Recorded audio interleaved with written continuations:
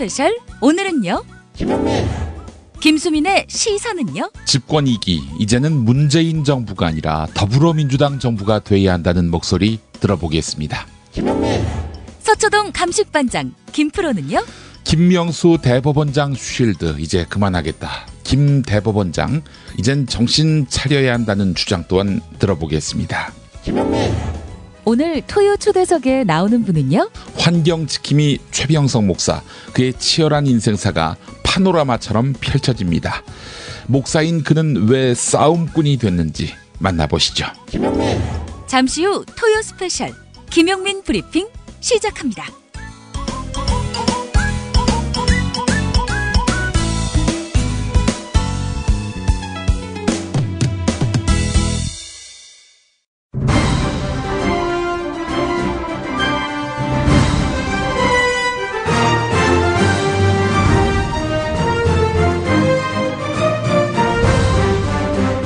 김용민 브리핑.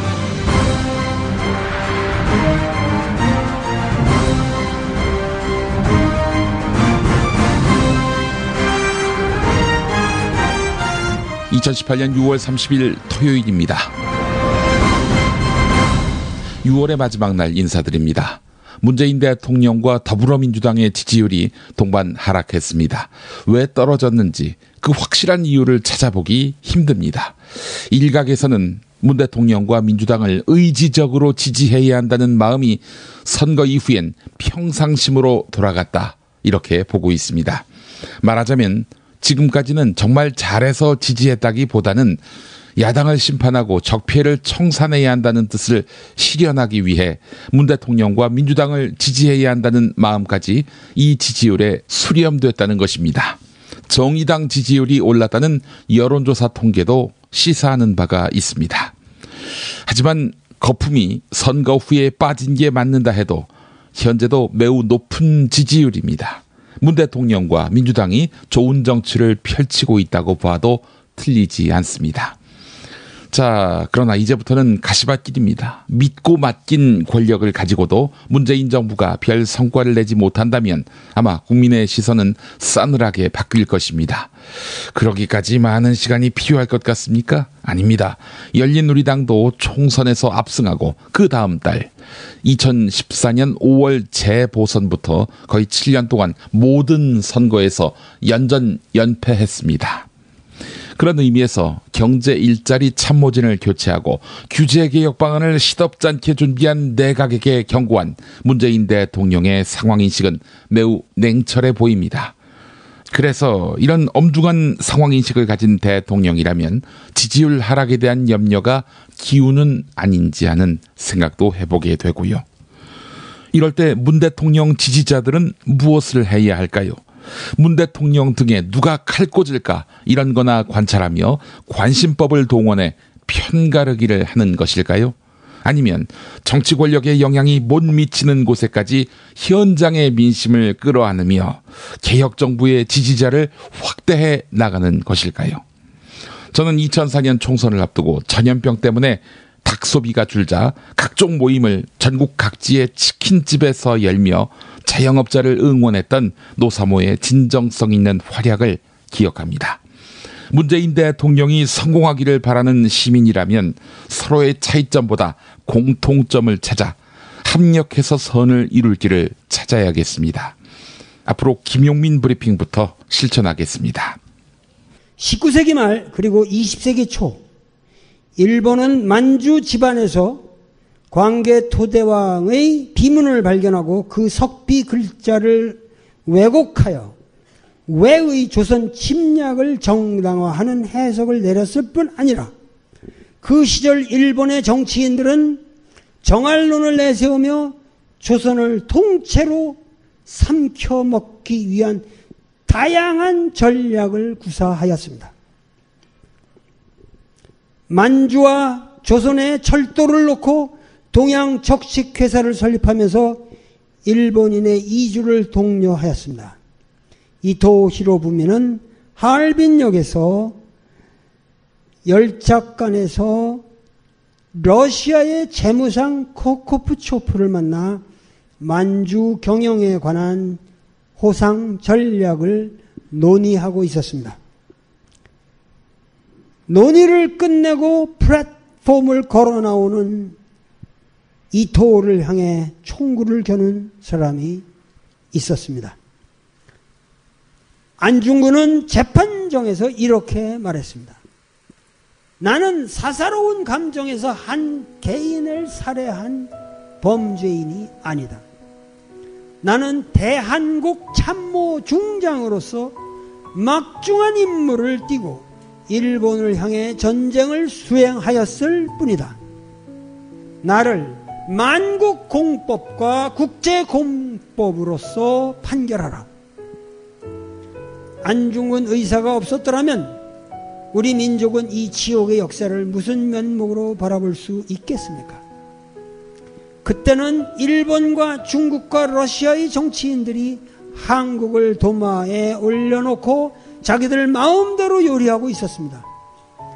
그래도 우리 민족은 그 누구 하나도 그 실상을 제대로 알지를 못했습니다.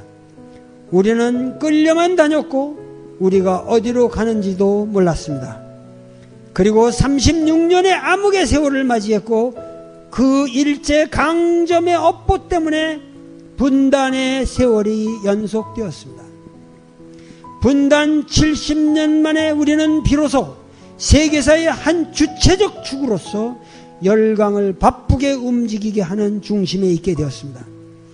김정은 위원장이 트럼프를 대등한 입장에서 만나 협상을 하는가 하면 문재인 대통령이 푸틴을 만나 한국의 철도와 시베리아 대륙 횡단 철도의 연결을 논의하고 있습니다. 김정은은 시진핑과 만나 경협을 논의하고 이 세계의 프론티어에 뒤처진 아베는 북한의 배상금 요구에 타협하지 않으면 낙오가 될 딱한 처지에 있게 되었습니다. 중요한 사실은 이 모든 협상이 우리의 주체적 역할을 통해 이루어지고 있다는 것입니다. 주체적 역할이라고 하는 것은 우리 국민 모두가 조선 대륙을 중심으로 일어나고 있는 모든 사건들을 알고 논의하고 참여하고 있다는 사실로부터 비롯되는 것입니다. 그것은 오로지 촛불의 힘입니다. 국민 개개인의 각성된 의식입니다. 고구려를 계승한 대륙적 기상과 세계와 어깨를 겨눌 수 있는 능력과 실력의 축적에서 우러나오는 힘입니다. 혁명도 사람이며 민주도 사람이며 천국도 사람입니다. 이 땅에 하나님의 나라가 임한다는 것은 예수의 말씀을 정확히 이해하고 깨닫고 실천하는 것으로부터 출발하는 것입니다. 손이 죄를 짓게 하거든 그 손을 찍어버려라. 두 손을 가지고 꺼지지 않는 지옥의 불 속에 들어가는 것보다는 불구의 몸이 되더라도 영원한 생명에 들어가는 편이 나을 것이다. 이제 우리는 육신의 욕망으로부터 해탈되어 참 평화를 누려야겠습니다. 너희는 마음에 소금을 간직하고 서로 화목하게 지내라. 소금이 무엇입니까?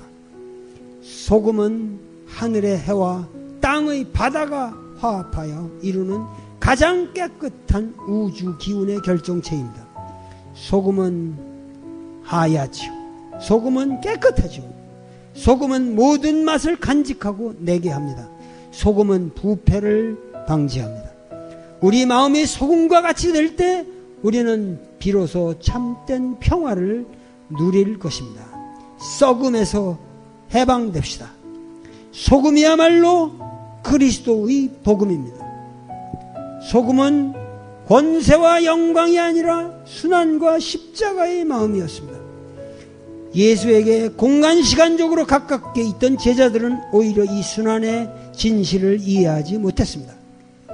예수로부터 멀리 떨어져 있던 평범한 민중들이 오히려 하나님 나라의 진리에 가깝게 있었습니다.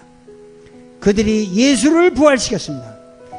지금 이 순간이야말로 승리의 기쁨을 누려야 할 시간이 아니라 순환의 인고를 가슴에 소금으로 받아들여야 할 시간입니다. 우리는 매 순간 위기의 기로를 지나고 있습니다. 하나님이시여, 고조선의 영광을 되찾고 있는 이 민족의 시련을 통해 당신의 영광을 드러내소서.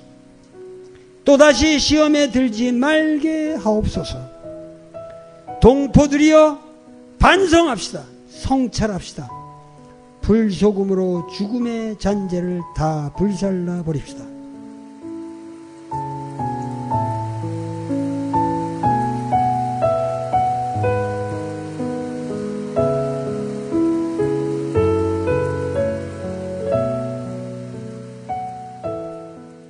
내일도 도올 김용옥 선생의 설교가 있는 벙커원교회 일요일 예배로 초대합니다. 서울 서대문구 충정로 20 벙커원에서 여러분을 만나고자 하는데요.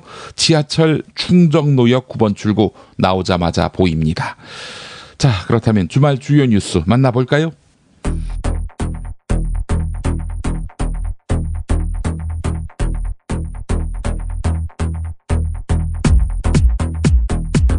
박근혜 정부 시절 고용노동부가 일선노동청 보고서를 무시하고 삼성전자 서비스와 협력사 관계를 합법 도급이라고 공식 발표했지요. 불법 파견 소지가 강하다는 견해를 묵살한 것입니다. 그런데 박근혜 정부 고용노동부가 그 한 달 전 삼성과 직접 출구 전략까지 논의한 것으로 드러났습니다. 문재인 정부가 지난해 6월부터 4대강의 16개 보 가운데 10개 보를 차례로 개방했지요. 수질과 생태계 변화를 점검해 보았더니 놀라운 일이 발생했습니다. 수문을 완전히 개방한 세종보와 공주보의 녹조는 40% 정도 감소했고 승천보도 37%까지 줄어든 것으로 조사됐습니다. 물길이 막히면 썩는다. 이걸 굳이 실험을 해봐야 하나요? 홍남기 국무조정실장입니다.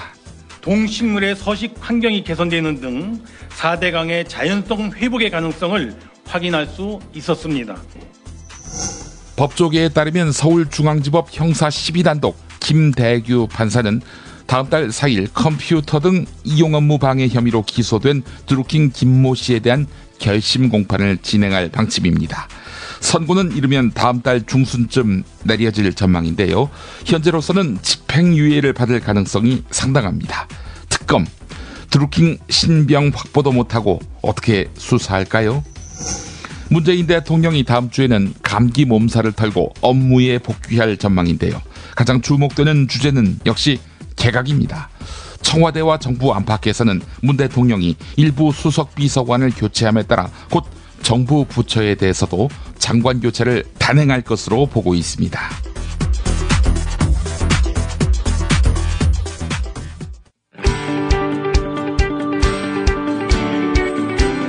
올해 5번째를 만난 미래의 기회 2018 특강 선대인 경제연구소가 7월 14일, 15일 이틀간 진행합니다. 1400만 영화 신과 함께의 제작자는 어떻게 빅데이터 기술을 활용해 흥행몰이에 성공했을까요?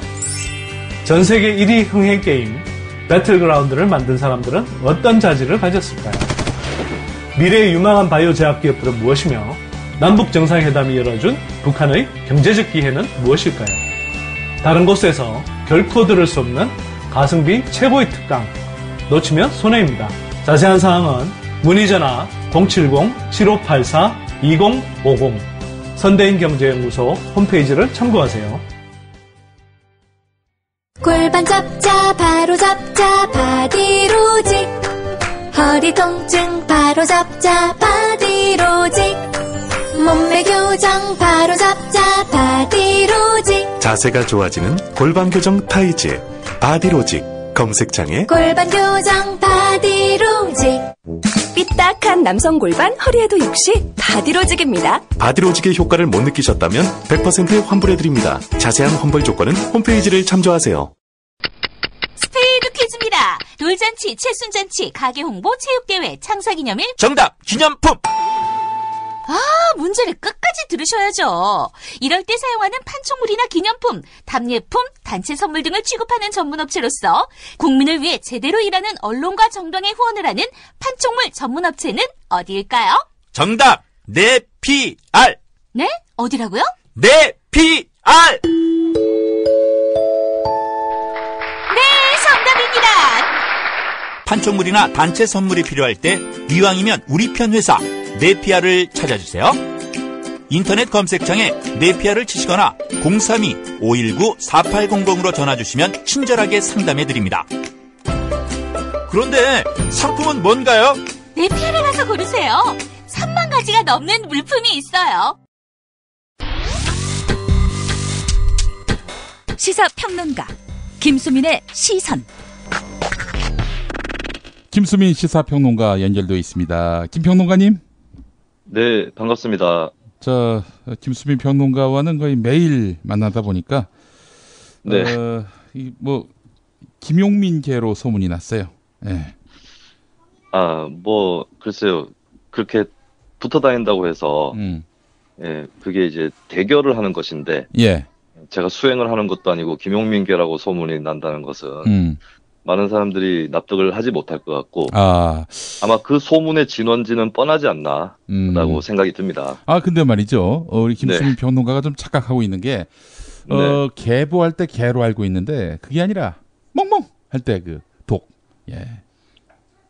그 김용민 개. 예, 개로 소문나 있습니다. 예. 그게 아니라 오히려 지우개, 베개 할 때 그 도구를 가리키는 개. 그러니까 김용민을 어떻게 하는, 처리하는 그런 도구로서 김용민 개가 아닌가. 네, 그렇게 의문 분석 결과 그렇게 추정이 됩니다. 그렇군요. 알겠습니다. 자, 그래요. 오늘 김수민 평론가하고 또 어떤 얘기를 나눌지 기대가 됩니다. 네. 이제 문재인 정부가 1막이 내려간 것 같아요. 이제 2막으로 들어가는 시점이 된 것 같고. 그렇죠, 사실. 예, 그리고 그 1막이 내려간다는 것은 4월 27일 판문점 선언부터 6.13 지방선거의 과정. 굉장히 화려한 피날레로 끝이 난 셈이 됐고. 예, 예. 오늘 보니까 민주당 지지율이 50% 밑으로 좀 하락했다. 또 이제 문재인 정부 지지율도 조금 같이 하락하는 것 같다. 이런 관측들이 나오는데. 그 얼마 전 통계를 보니까, 정의당이 10%대를 돌파했다고 해서 또 눈길을 끌었어요. 네, 목요일이랑 금요일에 리얼미터랑 한국갤럽이 여론조사 결과를 발표를 했는데, 둘 다 정의당 10% 정도의 결과가 나왔죠. 그게 이제 지난주에 제가 앞으로 정당 체제가 어떻게 재편될 거냐 했을 때 네 가지 경우의 수가 있다고 말씀을 드렸고 첫 번째는 자유한국당의 재기, 두 번째는 정의당이라든가 이런 진보정당의 성장이라는 상반된 경우를 내놨는데 마침 여론조사 결과를 보니까 자유한국당은 좀 리얼미터랑 한국갤럽 여론조사가 좀 다르게 나왔어요. 리얼미터는 우리가 평소 알고 있던 그 자유한국당 지지율이었고 한국갤럽은 정의당과 별 차이가 없는 그런 조사 결과가 나왔는데요. 예. 근데 리얼미터 조사에 보니까 이제 보수를 자처하는 응답자들 사이에서 자유한국당 지지율이 크게 하락했다라고 나오더라고요. 근데 이 사람들은 결국에 선거가 가까워지고 자유한국당이 어느 정도 갈피를 잡으면 돌아가지 않을까. 그런 예측도 들고 그러니까 이제 제가 지난주에 짚었던 1번, 2번 가능성이 동시에 진행되고 있는 것 같아요. 예, 왜냐하면 바른미래당이랑 민주평화당은 지지율이 올라가거나 이럴 조짐이 전혀 없기 때문에 그래서 민평당, 바미당은 몰락을 하고 좌우 양쪽으로 조금씩 올라가는 게 아닌가. 그리고 그 과정에서 이제 민주당 지지율이 40%대가 됐다고 하는 것인데. 예. 근데 저는 이것은 나쁜 일은 아니라고 봅니다. 혹자들은 어떤 정부 정책이라든가 경제 지표 때문에 정부나 여당에 대한 지지율이 낮아졌다고 하는데 그것이 그렇게 특별한 일은 아닌 것 같아요. 경제가 언제는 되게 좋았었는가 그런 걸 생각해서 봤을 때 그것 때문에 1, 2주 사이에 경제가 갑자기 나빠진 것도 아니고 말이죠. 그렇죠. 그래서 그것 때문에 정부나 여당에 대해서 심판이나 견제를 하기 위해서 지지율이 떨어졌다기보다는 자연스러운 조정 과정이라고 봐야 될 것 같아요. 그리고 이번 선거 결과로 많이 놀라신 분들 중에는 민주당을 찍은 분들도 많이 계실 겁니다. 네. 자유한국당 심판이라고 했을 때는 진보정당에 투표하는 것보다 민주당에 투표하는 것이 효능감이 더 클 수 있거든요. 그리고 진보정당이 투표하는 건 뭐 나중에 그때는 해보겠다. 이번에는 일단 확실하게 어떤 쐐기를 박아야겠다. 이런 심정으로 투표를 하신 분들이 많을 텐데 뚜껑을 열어보니까 뭐 이렇게 많아 이렇게 된 것이죠. 예, 그리고 이제 그 중에서 보수적인 분들보다는 진보적인 분들이 정의당으로 이동을 했다 이렇게 볼 수 있기 때문에 그리고 이제 정의당 지지층은 문재인 정부에 대한 비토층이 또 아니죠. 물론 사안에 따라서 정책적 비판을 하고 있지만 예, 요즘에 뭐 개혁 입법연대 얘기 나올 정도로 오히려 이제 민주당과 정의당 사이는 뭐 다른 뭐 바른미래당이나 자유한국당 등보다 훨씬 가깝고 그래서 종합하면은 결국에 이제 문재인 정부와 민주당에 대한 지지는 여전히 굉장히 높다라고 볼 수 있을 거예요. 어차피 한 정당이 50%의 지지율을 넘긴다는 것은 대단히 어려운 것이고 또 민주주의와 다원주의 관점에서는 네, 바람직한 일도 사실은 아니긴 하죠. 그래서 저는 민주당이 한 45% 지지율만 나와도 대단히 높은 것이다. 예, 전 세계적인 사례를 봐도 제1당이 그 정도면은 엄청난 거거든요. 민주주의 국가에서. 그래서 뭐 1막 문재인 정부의 1막은 굉장히 성공적으로 마무리되었다라는 것을 말씀을 드리고 싶습니다. 그래서 오늘은 2막의 숙제에 대해서 한 가지 말씀을 드리고 싶은데 오늘 주제는 문재인 정부가 민주당 정부로 거듭나야 된다. 라는 것입니다. 자, 일단 뭐 김수민 평론가는 민주당이 망하길 바라는 차원에서 얘기하실 분은 아닐 테고 지방선거 이후에 민주당 정부, 문재인 정부가 당청 관계를 어떻게 정립해야 성공한 정부로서 기억에 남을지 이 부분에 대해서 말씀해 주실 것 같아요. 예, 그렇습니다. 이 당청 관계, 당정청 관계라고도 하고, 이거를 제대로 지금까지 수립한 정부가 잘 없었습니다. 이때 정부 중에서. 예, 아직까지도 미완의 과제, 대한민국 역사에 비춰봐도 미완의 과제라고 할 수 있고, 그나마 좀 상대평가를 하자면, 저는 노무현 정부가 가장, 특히 노무현 정부 중반 때가 가장 나았고, 그 다음에 DJP 연합으로 운영되었었던 김대중 정부 초반 또 어느 정도 평가해 줄 만하다고 보는데요. 예, 그 이유는 제가 말씀드리면서 자연히 나타날 거라고 봅니다만, 저는 이제 문재인 정부가 이제 많은 부분에서 잘했기 때문에 당연하게 지지율이 높게 나오겠지만 좀 허점들이 보이고 있고, 최근에 우려할 만한 현상들이 몇 가지 있어서 이거를 좀 말씀을 일단 드리고자 합니다. 김영주 고용노동부 장관이 뭐 전교조가 현재 법외 노조로 되어 있고 이게 박근혜 정부 때 저질러진 일이죠.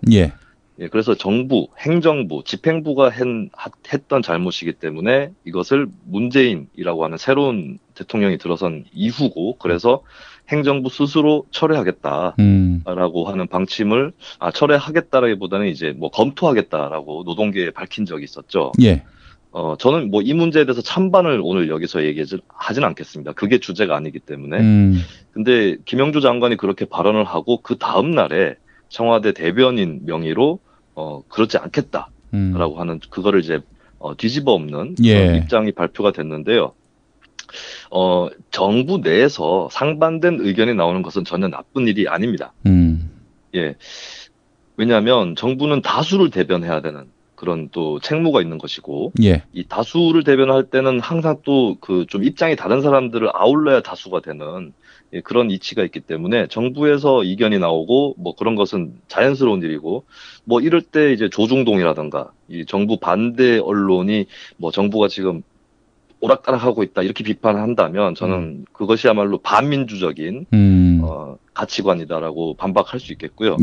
그런데 이 장면은 좀 유감스러운 것이 정부 내에서 이견이 표출되는 건 좋은데 장관이 한 발언을 청와대가 뒤집는다. 라고 하는 것은 우리 민주주의 정부 구성의 원리에 좀 어긋나는 측면이 있습니다. 아무래도 청와대가 장관을 꾸짖는 그런 모양새가 되기 때문에 아무래도 그다지 아름다워 보이지도 않고요. 조율이 안 되고 있구나라는 느낌을 넘어서서 이게 뭐 내각은 허수아비구나 이렇게 또 비칠 수도 있단 말이죠. 예, 이게 중요한 문제인 것은 장관이라는 자리는 그 대통령이 임명을 하고 그뿐만 아니라 국회에서 인사청문회도 하고 또 그 청문회 결과를 보고서 채택까지 하는 그런 자리입니다. 그리고 김영주 장관 같은 경우는 국회의원이 또 장관을 겸직하고 있는 그런 사례인 것이라서 장관 자체로 대통령 임명직인 동시에 선출직으로서의 성격을 갖고 있고 선출된 권력으로서의 또 면모가 있는 것이죠. 그에 비해서 청와대라는 조직은 사실은 이게 정부조직법상으로도 간단히 규정되어 있는 그런 법적 근거만 갖고 있고 대통령의 비서 조직입니다. 예, 그래서 만약에 철회를 한다 했을 때는 김영주 장관의 발언을 청와대에서 반박하는 그런 형태가 아니라 이렇게는 할 수 있겠죠. 청와대에서 대통령의 뜻을 물어본 다음에 그거는 곤란하다라는 판단이 섰다면 그것을 김영주 장관한테 전달을 하는 것이죠. 그래서 김영주 장관이 다시 검토를 해보고 이거는 어렵겠다라고 본인 입으로 철회하는 것이 가장 바람직합니다. 네, 이렇게 제가 누가 옳고 그르다를 얘기하는 것이 아니라 그 방법, 민주적 방법에 대해서 말씀을 드리고 있는데, 그리고 이제 논쟁을 하더라도 오히려 뭐 청와대 비서조직과 장관 이렇게 논쟁을 하는 것보다는 장관 대 장관 이렇게 논쟁하는 것이 더 바람직하다고 생각을 합니다. 예, 장관끼리 의견이 또 충분히 엇갈릴 수 있어요. 특히 유럽 같은 경우는 연정으로 정부가 구성되기 때문에 뭐 심지어 좌파와 우파가 같이 대연정을 하는 독일과 같은 사례도 있고, 그래서 뭐 최근 독일에서는 독일의 재무부 장관이 메르켈 총리보다 더 보수적인 그런 성향의 장관인데 난민들에 대해서 뭐 굉장히 이제 좀 규제를 하는 그런 법을 또 준비를 하고 있어요. 근데 이게 메르켈 총리하고 입장이 다르거든요. 그렇지만 그것은 민주정부에서 충분히 총리와 장관이 의견이 다르고 장관과 장관이 의견이 다른 것은 충분히 있을 수 있는 일입니다. 그리고 한국 정부에서도 예를 들어서 산업장관과 환경 쪽 장관은 몇 가지 사안에서 의견이 부딪히는 그런 모습들을 흔히 봐왔는데, 이 자체는 문제가 아니고 오히려 갈등의 어떤 조정인 것이고 장관 대 장관이라는 대등한 그런 위치에서 논쟁을 하는 것이기 때문에 민주적이라고 볼 수 있겠죠. 그래서 좀 이런 방식으로 더 풀어나갔으면 하는 그런 바람이 있는데, 사실 또 한편으로 보이는 것이 이제 최저임금 인상을 둘러싸고 김동연 경제부총리와 장하성 정책실장 이쪽 간의 이견이 또 표출이 됐고, 이것도 똑같이 내각이나 장관 대 청와대 비서의 구도를 갖고 있다는 것이죠. 오히려 어떻게 보면 지금 김영주 장관이 노동계 출신이기도 하고 해서 좀 그나마 정부 내에서 비교적 친노동 쪽으로 해당합니다. 그렇다면은 오히려 논쟁 또 김영주 대 김동연 이렇게 가는 것이 더 바람직한 것이겠죠. 예, 그리고 이제, 굳이 뭐, 노동부 장관 대 경제부총리 이게 아니더라도 어떤 다른 분야의 장관이라도 이런 논쟁을 할 수 있어야 된다고 생각을 합니다. 이 비슷한 사례가 참여정부 때 있었던 건데, 그 당시 이제 담배값을 올린 적이 있었습니다. 네, 담배값을 올리는데, 뭐, 여기에 관련된 부처는 보건복지부나 또 재정이나 경제에 관련한 부처가 되겠죠. 그리고 이 부처들은 뭐, 국민건강권이라든가, 또 어떤 재정이라든가 이런 것들을 봤을 때 담배값 인상을 좀 찬성하는 그런 기류들이 역대 정부에서 다 있었어요.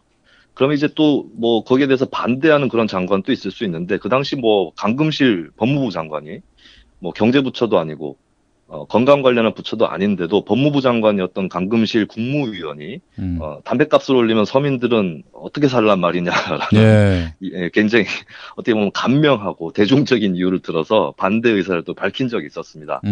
물론 이거는 뭐 한 명의 국무위원이 반대한다고 해서 꺾이는 것은 아니고, 그 당시에 노무현 정부 때도 뭐 박근혜 정부 때만큼의 거액은 아니지만 어느 정도 담배값이 올라가는 그런 결과는 나왔는데, 그렇지만 그때 국무위원 간의 어떤 토론 이런 것들이 좀 자연스러운 일상이 될 필요가 있는 것이겠죠.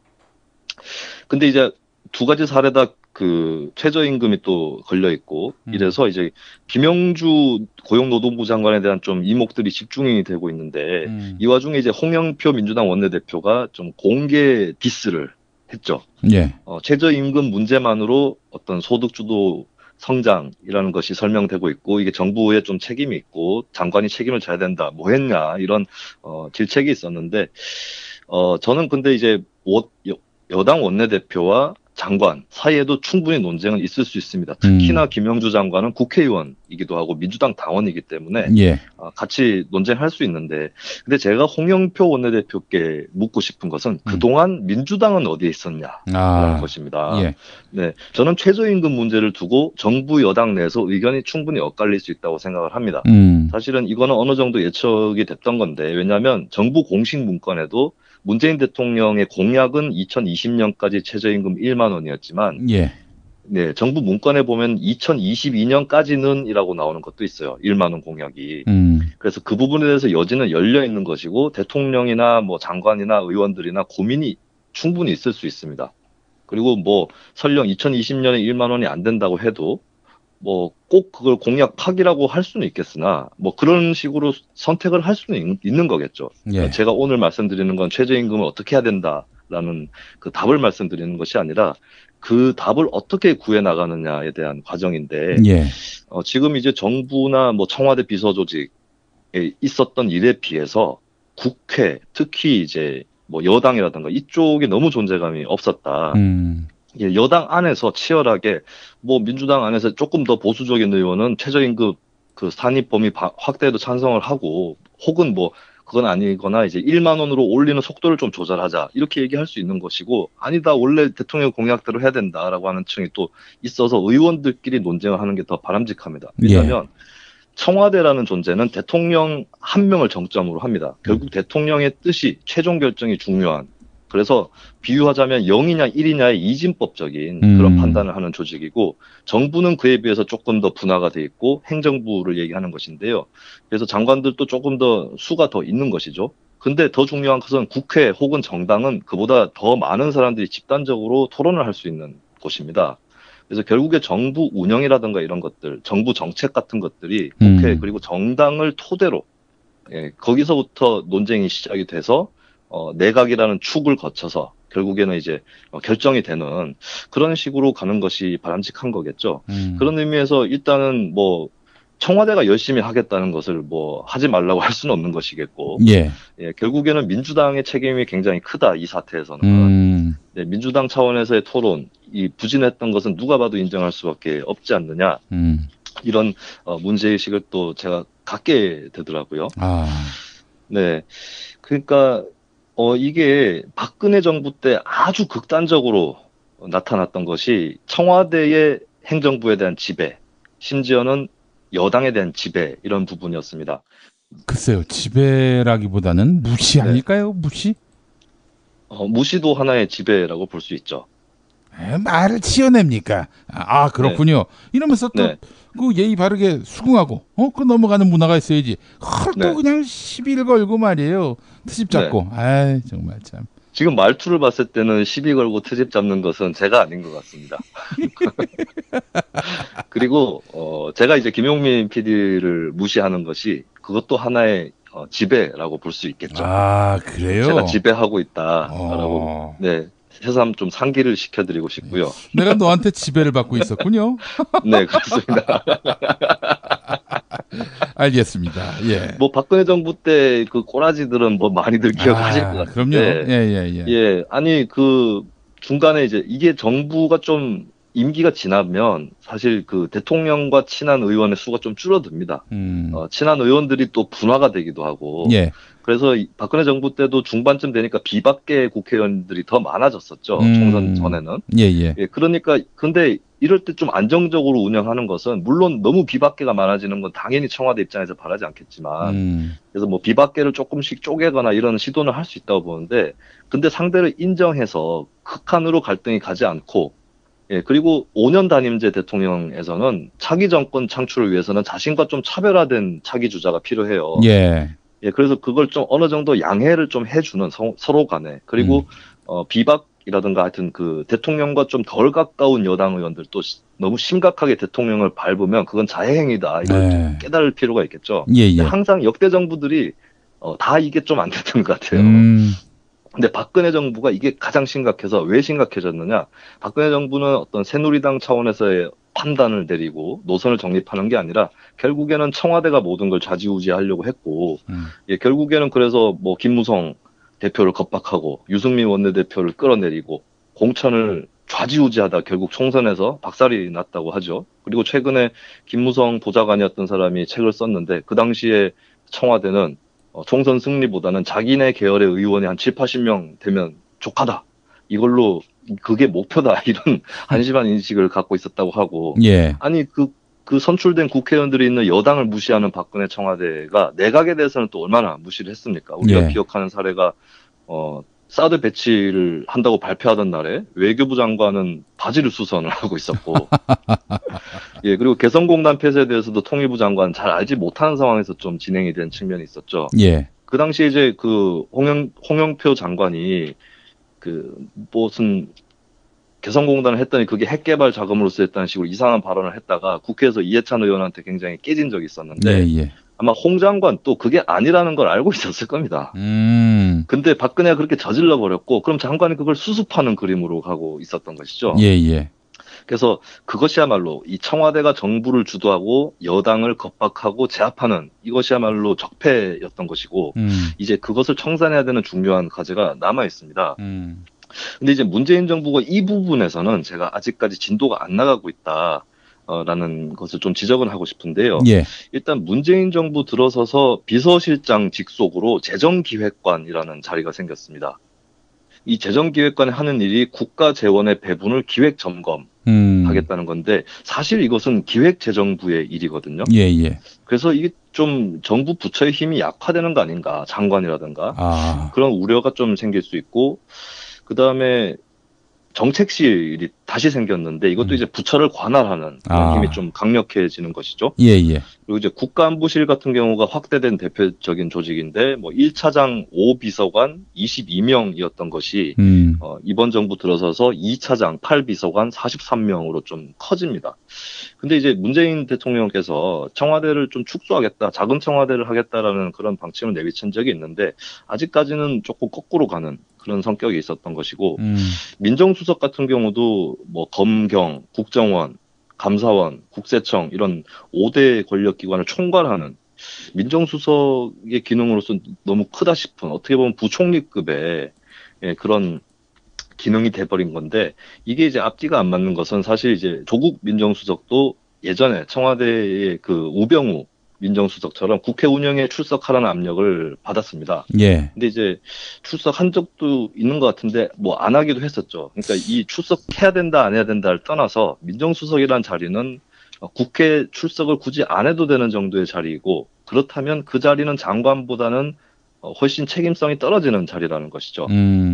네, 그런 측면에서는 민정수석에게 과도한 권력이 집중되는 것은 좋지 않고, 혹은 권력이 더 주어진다면 장관들처럼 국회 운영에 나오라 그러면 나가야 되는 그런 자리가 돼야 되는데, 예. 약간 여기서 불일치가 발생을 하고 있어요.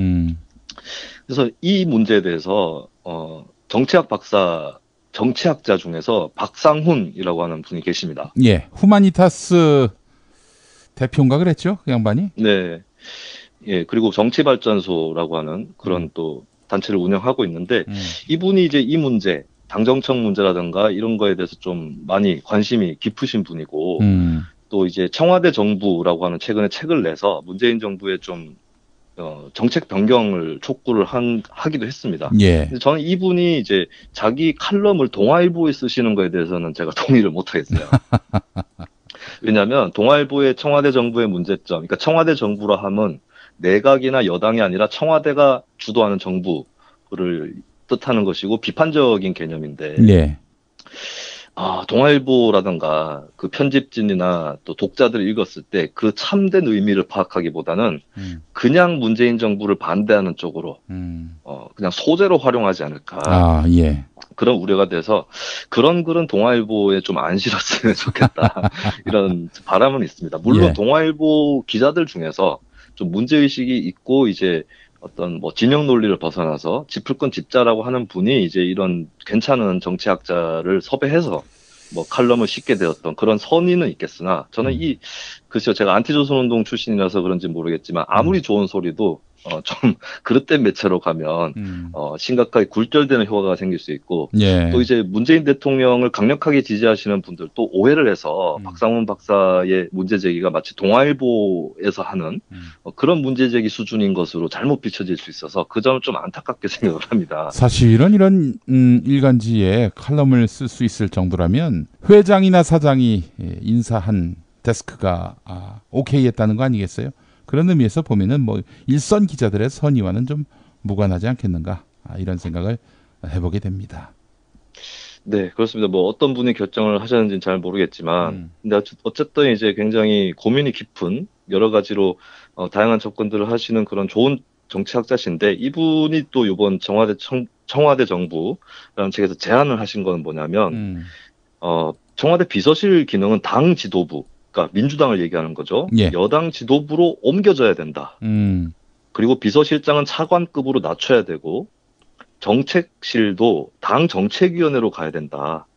라고 하는, 결국에 청와대의 기능이 너무 지금 확대되어 있고 이것을 여당 쪽으로 옮겨줘야 된다라고 하는 대안을 또 제시를 하셨어요. 예. 그리고 뭐 민정수석의 경우에는 권력 통제 기능은 좀 없애고, 김대중 정부 때 사실 민정수석이 잠깐 폐지됐던 적이 있습니다. 초반기에. 예, 아마 김대중 대통령도 어느 정도 문제의식 때문에 폐지를 했던 것 같아요. 그래서 한 등급 낮추고 그때 임명됐던 사람이 바로 현재 박주선 의원입니다. 근데 이제 뭐 민정수석을 유지할 경우에 박상원 박사도 그 비슷한 정도로는 가야 된다라고 생각을 하는 것 같고요. 그리고 이제 청와대 특별감찰관 제도가 있기 때문에 이것을 좀 활용하는 것이 대안이다라는 걸 제시를 하셨어요. 예.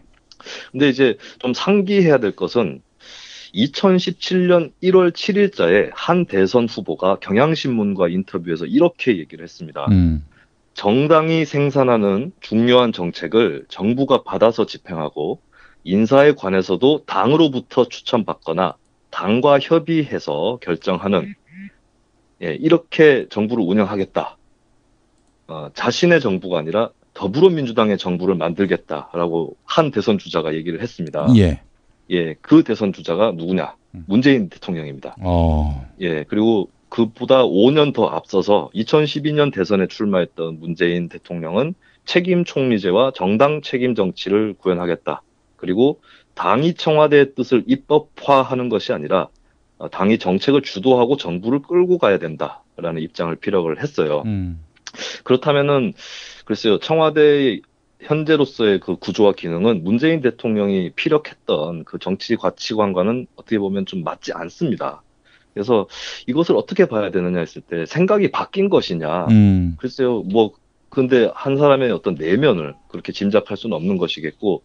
글쎄요, 저는 이럴 가능성도 있다고 봐요. 나중에 본인이 바람직하게 생각했던 것은 좀 나중에 하고, 일단은 적폐청산이라든가, 그리고 어차피 여소야대라서, 그리고 또 대통령의 어떤 행보라든가 철학들을 충분히 좀 보여줄 필요가 있기 때문에 일단은 좀 청와대 쪽으로 무게를 실어야겠다, 이렇게 판단했을 수는 있다고 봅니다. 그리고 좀 그랬으면 좋겠어요, 차라리. 왜냐하면 조금 지나면은 더 당정청 관계를 제대로 정립을 하겠다라는 것이 되기 때문에. 그래서 저는 좀 제안을 하고 싶은 것이, 이제 민주당으로 저도 옮겨져야 된다고 생각합니다. 박상원 박사가 얘기했듯이 민주당이 이제 정부를 주도하는 그런 그림으로 가야 되고, 사실 가장 좋은 거는 민주당이 총리를 추천하는 것이 저는 가장 좋다고 봤었거든요.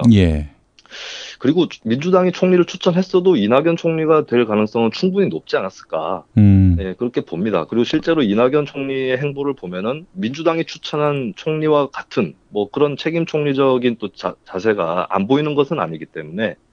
근데 이제 뭐 이낙연 총리를 뭐 지금 교체하거나 민주당으로부터 새로 추천을 받을 수는 없는 것이고, 그리고 저는 뭐 추천 정도가 아니라 민주당 대표가 국무총리를 겸직하는 것이 가장 바람직하다고 봐요. 그래서 이거는 뭐 올해나 이렇게는 좀 실현되기 어렵겠지만 나중에는 좀 이것을 좀 정부에서도 여당에서도 검토를 좀 했으면 좋겠고요. 예. 그래서 이제 당과 청와대를 분리하는 것이 아니라 오히려 유기적으로 연결할 필요가 있다는 것입니다. 제가 봤을 때는. 분리했을 때 오히려 일방적인 어떤 지배가 될 수도 있고, 거꾸로 이제 임기 후반에 대통령 힘이 떨어졌을 때는 여당이 사정없이 뭐 차별화라는 명목으로 대통령을 밟아대는 그런 사태를 야기하는 것이 현재까지의 그 권력 구조의 문제였기 때문에. 그래서 저는 여당 대표가 국무총리를 겸하는, 이것이 언젠가 좀 구현이 됐으면 좋겠고, 당장에 그것이 어렵다면 개각 얘기가 나오고 있는데 민주당에서 강료를 좀 추천하는 이런 것을 좀 활용을 해봤으면 좋겠어요.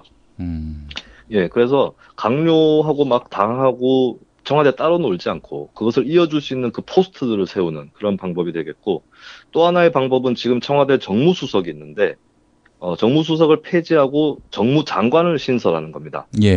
예, 그래서 정무장관을 뭐 민주당 대표가 맡는데 이건 조금 급이 안 맞는 것 같고요.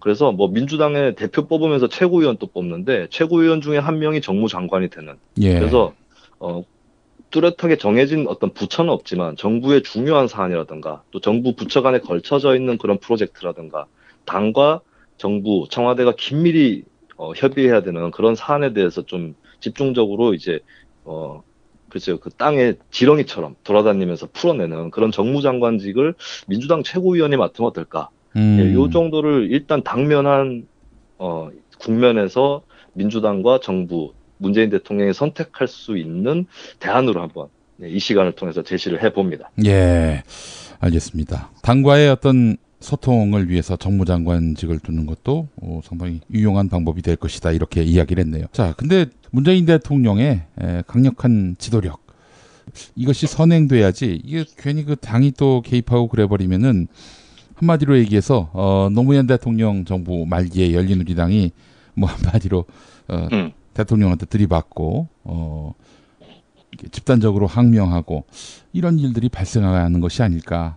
그래서 확실한 친정 체제를 구축하는 것이 훨씬 더 집권에 용이하지 않겠는가.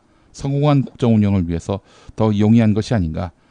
이런 생각이 들면서 이 같은 그 김수민 평론가의 지적은 이 비문들의 논리가 아니냐. 결국 대통령 흔들기 아니냐. 이런 또 비난을 받을 소지가 상당할 것 같습니다. 근데 대통령에게 주도권을 준다라고 하는 그 같은 발상들이 결국에 대통령이 힘이 떨어지는 것을 막지 못하고 예, 그때 가서 오히려 거꾸로 정부의 힘과 여당의 힘과 대통령의 힘이 다 떨어지는 그런 결과를 초래를 하는 것이거든요. 네. 예, 그래서 힘을 몰아주는 방법입니다. 제가 제시한 것은. 그러니까 예, 그냥 대통령이 짱이니까 저기다 몰아주자. 그리고 여당은 따라가자. 이렇게 되면 이제 나중에 그 부작용들이 다시 대통령을 덮치게 되는 것이고 예, 한국 대통령제의 특징이 뭐냐면 대통령이 처음에 초반에 딱 등장을 하고 국민들의 기대를 받고 지지율이 높을 때는 대통령이 모든 것을 해결한다까지는 아니더라도 상당히 많은 것을 할 수 있다라는 착각들을 또 국민들한테 심어줍니다. 그러면서 중간에 있는 정당이나 국회 또 심지어는 장관 이런 쪽들은 좀 뭐 무능하고 빨리 해결해 주는 것도 없고 괜히 목소리만 여러 가지로 나뉘어가지고 시끄럽기만 한 이런 존재로 치부를 하는데요. 근데 결국에 의사결정이라든가 이런 것들을 이끌어내기 위해서는 토론이라든가 이 체계적인 과정들이 상당히 중요한 것이고 또 대통령의 재량만으로 할 수 있는 일들이 많지 않습니다. 결국에는 국회 입법이라든가 예산 처리들을 다 겪어야 되는 것이거든요. 그런데 그걸 이제 도외시하고 너무 한쪽으로 권력을 몰아주면 근데 나중에 실망감들이 또 굉장히 커지면은 대통령이 결국에 독박을 쓰게 됩니다. 독박을 쓴다. 네, 그래서 그것이 아니라 여당이라는 조금 더 행정부보다도 더 넓은 국회의원만 해도 뭐 100명이 넘고요. 이런 사람들 사이에서 토론이 있고 어떻게 방향을 정해보자라고 하는 그런 취지를 가지고 이제 원활하게 좀 운영을 해서 그것을 이제 대통령이 담보해서 가는 것이 가장 안정적이고 그리고 대통령도 이제 크게 무리 없이 정부를 운영할 수 있는 그런 길이 될 것입니다. 해외에서도 보면은 이제 장기 집권을 하는 민주국가의 지도자들의 공통점은 정치적으로 다 분권을 했고 또 자기 당 내에서의 어떤 경쟁 전파뿐만 아니라 그걸 넘어서서 다른 당과의 연합 정치를 통해서 정부를 구성하는 사례들이 대부분이거든요. 예. 그리고 뭐 가장 극단적인 사례는 전쟁 때 뭐 전시 내각이라든가 이럴 때 거국 내각 이런 걸로 나타나기도 하고 그리고 링컨 대통령도 공화당 내에서의 자기 정치적 라이벌들을 장관으로 임명을 시켜서 이제 보다 강력한 합의를 하려고 하는 것이죠. 왜냐하면 예를 들어서 민주당 내 친문 비문 구도가 굉장히 후진적인 구도인데 앞으로 지속이 된다 했을 때는 사실 비문은 책임은 안 지고 정부가 뭘 하면 거기에 대해서 딴지 걸고 우리는 저기 동의하지 않았어. 그러니까 말만 할 수 있는 것이죠. 근데 그게 아니라 너희도 같이 결정하자. 너희 말도 들어줄 수 있다. 대신에 책임은 다 같이 지는 것이다. 나중에 가서 딴소리 하지 마라. 이렇게 장을 열어주는 것이 대통령의 어떤 용이한 권력 행사에도 더 도움이 된다는 것이죠. 네, 그래서 더 안정적인 국정 운영을 위한 제언인 것입니다. 예. 네. 그래요. 우리 김수민 평론가가 보기에는요. 지금 문재인 대통령 지지자분들 중엔 또 이런 인식을 갖고 있는 분들이 있습니다. 문재인 대통령에게 등에 칼을 꽂을 이런 인간들은 자제에 속간해서 그래서 문재인 대통령이 여당 걱정 없이 수족이 될 여당 걱정 없이 이렇게 원활한 국정 운영을 할 수 있도록 돕자. 노무현 대통령 때도 보였던 그 등에 칼 꽂는 인간들 제대로 청산하지 못해서 그래서 결국에는 정권을 내주는 그런 참담한 그런 상황을 만나게 됐다. 이렇게 지적하는 분들이 있습니다. 어떻게 보세요? 근데 현재 상태는 일단 대통령이 워낙 잘 나가는 그런 국면에 있고 저는 거꾸로 지금 걱정해야 될 거는 최저임금 산입범위 같은 경우도 그 당에서 좀 치열한 토론이 필요했던 것이고 국회 본회의장에 그냥 나가서 물론 민주당 의원 중에 일부는 반대표를 던진 적이 있습니다. 뭐 정의당하고 같이 한 셈이 됐는데 근데 저는 그 반대표를 던진 의원들한테 묻고 싶은 것이 평소에 좀 토론하고 정부나 장관들이나 심지어는 대통령한테도 쓴소리도 할 수 있는 건데 너무 침묵하고 있는 것이 아니냐. 예, 뭐 기회주의적이다라는 생각도 들고, 이게 기회주의라는 측면에서 대통령 임기 초반에 쓴소리하지 않고 침묵하는 사람과 대통령 임기 후반에 대통령을 밟아대려고 경쟁을 하는 이런 여당 의원들은 저는 기회주의의 앞면과 뒷면이라고 보거든요.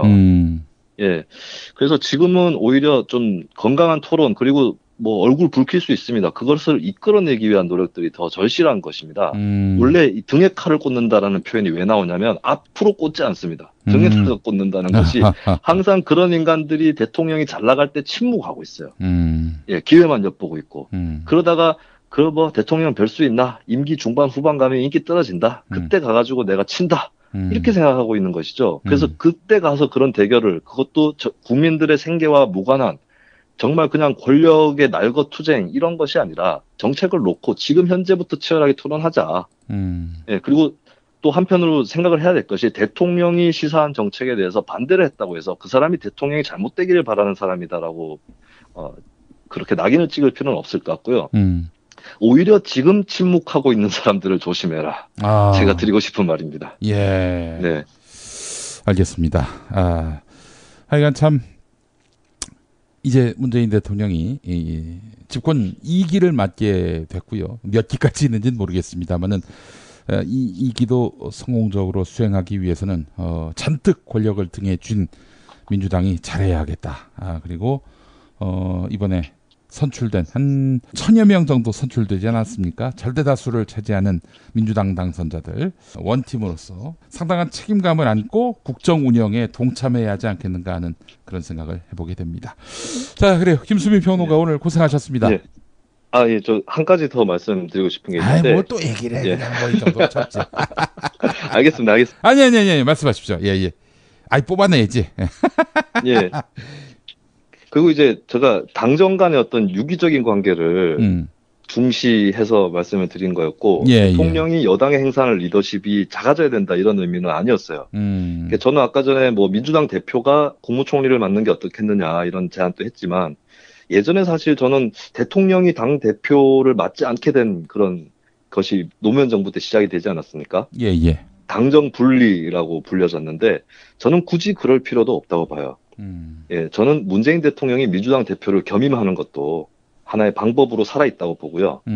예, 그런 것들까지 고민을 해서 그러니까 누가 뭐 여당 내에 대통령하고 좀 먼 사람들까지 끌어안으라 단순히 이 소리가 아니라 결국에는 대통령 리더십과 여당의 어떤 책임성을 동시에 올리는 예, 그런 방안이라는 것을 제가 말씀을 드리고 싶습니다. 예.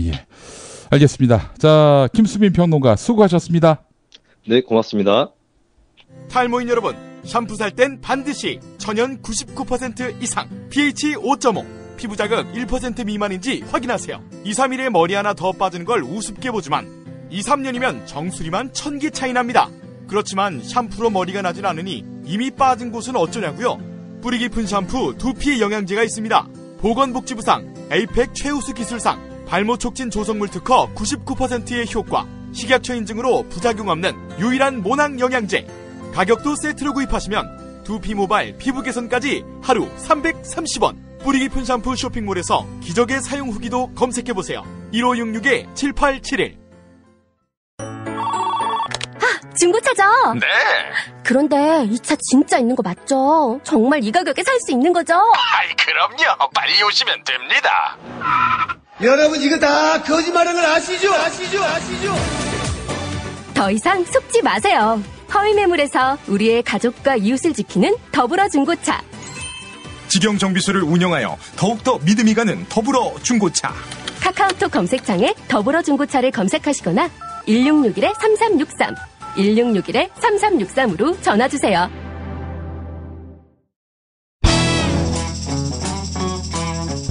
서초동 감식반장 김프로.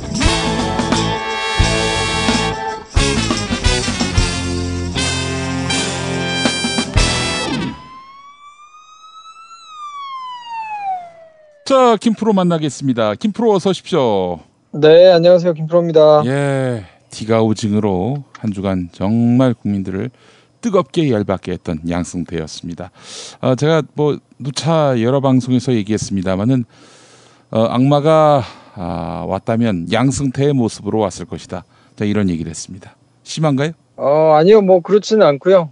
똑똑하고 모든 것을 이제 알고 그럼에도 불구하고 나쁜 짓을 하고 있는 거니까 이거는 정말 나쁘다고 봐야죠. 나쁜 것 이상으로 나쁘다고 봐야 될 겁니다. 왜냐하면 그런 거를 모르고 단지 그냥 권력욕만 있어가지고 자기가 지금 하는 행동이 우리 사회 전체로 어떤 해악을 끼치고 있는 것인지에 대해 인식이 없는 상태에서 하는 거는 물론 결과는 다 나쁘지만 그래도 조금이라도 무식해서 그런다고 봐줄 여지가 조금 있기는 하지만 이분 같은 경우는 공부도 그렇게 열심히 하셔서 잘하고 사법부의 수장으로 자기가 해야 되는 역할 이런 거에 대해서도 명확하게 인지를 한 상태인데 지금 저렇게 하고 있는 거니까 저는 정말 나쁘다고 봐야죠. 예, 그래요.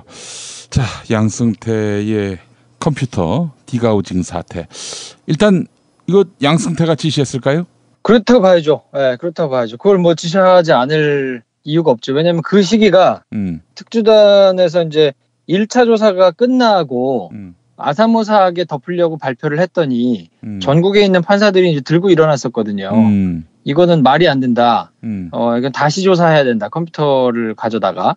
뭐 이렇게 얘기를 했던 때예요. 그래서 막 전국적으로 움직임이 일고 있을 때고 그리고 11월에 2차 조사가 이루어졌거든요. 근데 디가우징이 10월에 됐으니까 이거는 명확하게 그 시기하고 겹치기 때문에 캥기는 게 있어서 아주 그냥 깨끗하게 밀어버린 거라고 봐야 되고 그러면 캥기는 게 있는 게 뭐 양승태 컴퓨터를 뒤졌는데 캥기는 게 그 밑에 사람들이 있을 리가 없지 않습니까? 양승태하고 박병대 전 행정처장하고 두 사람께 디가우징 됐다고 제출이 안 됐거든요. 그러니까 논란의 핵심에 있는 두 사람이니까 뭐 두 사람 모두 다 이거를 지워야 된다라는 안에 뭔가가 밝혀지면 문제가 될 것이 들어있다라고 생각을 하지 않으면 이런 상식에 벗어나는 일을 하기는 좀 어렵겠죠. 그 밑에 직원들이 옛 상사가 망신당하는 일은 없어야 한다 이런 차원에서 알아서 충성한 것은 아닐까요? 그 밑에 있는 옛 직원들이라는 분들이 전부 다 판사들이잖아요. 그 법에 대해서 무진장 잘 알고 계시는 분들이고 다 재판을 하시는 분들이기 때문에 증거인멸죄가 있잖아요. 증거은닉죄가. 근데 그거는 본인의 문제가 되는 그 증거를 삭제하는 뭐 없애는 이런 거는 처벌을 따로 하지는 않거든요. 근데 이게 다른 사람의 범죄 혐의의 증거가 될 만한 거를 은닉을 하거나 뭔가 인멸을 하거나 이렇게 되면 그건 법적으로 처벌을 받는단 말이에요. 그거를 일반 공무원들은 뭐 재판을 하거나 재판을 받거나 수사를 하거나 이런 거가 아니니까 몰랐다고 할 수 있겠지만 예전에 민간인 사찰 때 2009년에 그 공직윤린지원단실에서 있었잖아요. 그때 이제 문제가 되는 것들 디가우징 하라 그래가지고 지시를 받아서 디가우징을 했던 사람들이 전부 처벌받았거든요. 장진수 주무관 같은 경우 그 내부 고발을 했던 사람이고요. 그렇죠. 그러니까 그때 처벌을 받은 이유가 요 내용이에요.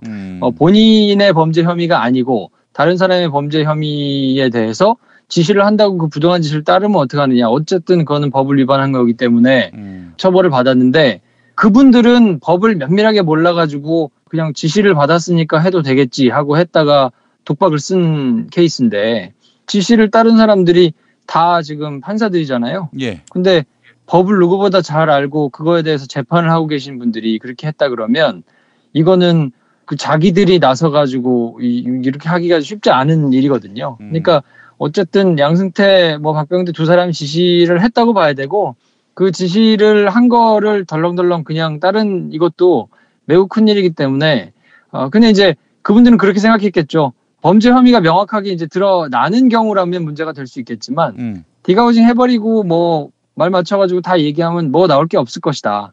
라고 생각을 이제 한 상황에서는 그렇게 용감하게 이제 행동을 할 수 있었을 텐데 이건 굉장히 나쁜 일입니다. 이 나쁜 짓이 증거 인멸죄인지 아닌지 이걸 판단하는 주체도 동료 판사들 아니겠어요? 그렇죠. 네. 그러니까 지금 뭐 전반적으로 상황이 제가 말씀드린 것처럼 뭐 뇌수술에 비유해가지고 말씀드린 것처럼 좋지는 않아요. 이게 증거라는 것이 나오기가 지금 쉽지가 않은 상황이고 더군다나 지금 보신 것처럼 26일 날 대법원이 자료를 검찰에 제출을 했단 말이에요. 근데 제출을 한 자료가 뭐냐? 내용이 특별조사단이 3번에 걸쳐가지고 조사해서 공개를 안 한 400개 정도 되는 문서가 남아 있었잖아요. 예. 그 문건 파일 원본하고 그리고 자기들이 만들었던 조사 보고서하고 요것만 지금 냈단 말이에요. 그 말인즉슨 자기들이 수사권이 없어가지고 강제적으로 다른 사람의 컴퓨터나 이런 거를 들여다보고 뭐 사람을 불러다가 얘기하고 이럴 수 없기 때문에 조사하는 차원에서 최선을 다했지만 실체적인 진실을 밝히지 못해가지고 지금 수사가 진행 중인 거거든요. 예. 근데 여기서 자기들이 최대한 협조하겠다 이렇게 말을 해놓고는 자기들이 조사한 것만 덜렁 갖다 준 거니까 제대로 조사를 못해가지고 수사가 진행되고 있는 건데 자기들이 조사한 것만 보고 그냥 수사를 적당히 끝내달라고 지금 하는 거나 다름없는 얘기여서 이거를 지시한 김명수 대법원장에 대해서 저는 굉장히 좀 많이 실망스러웠거든요. 그래서 이거는 좀 욕을 먹어야 된다.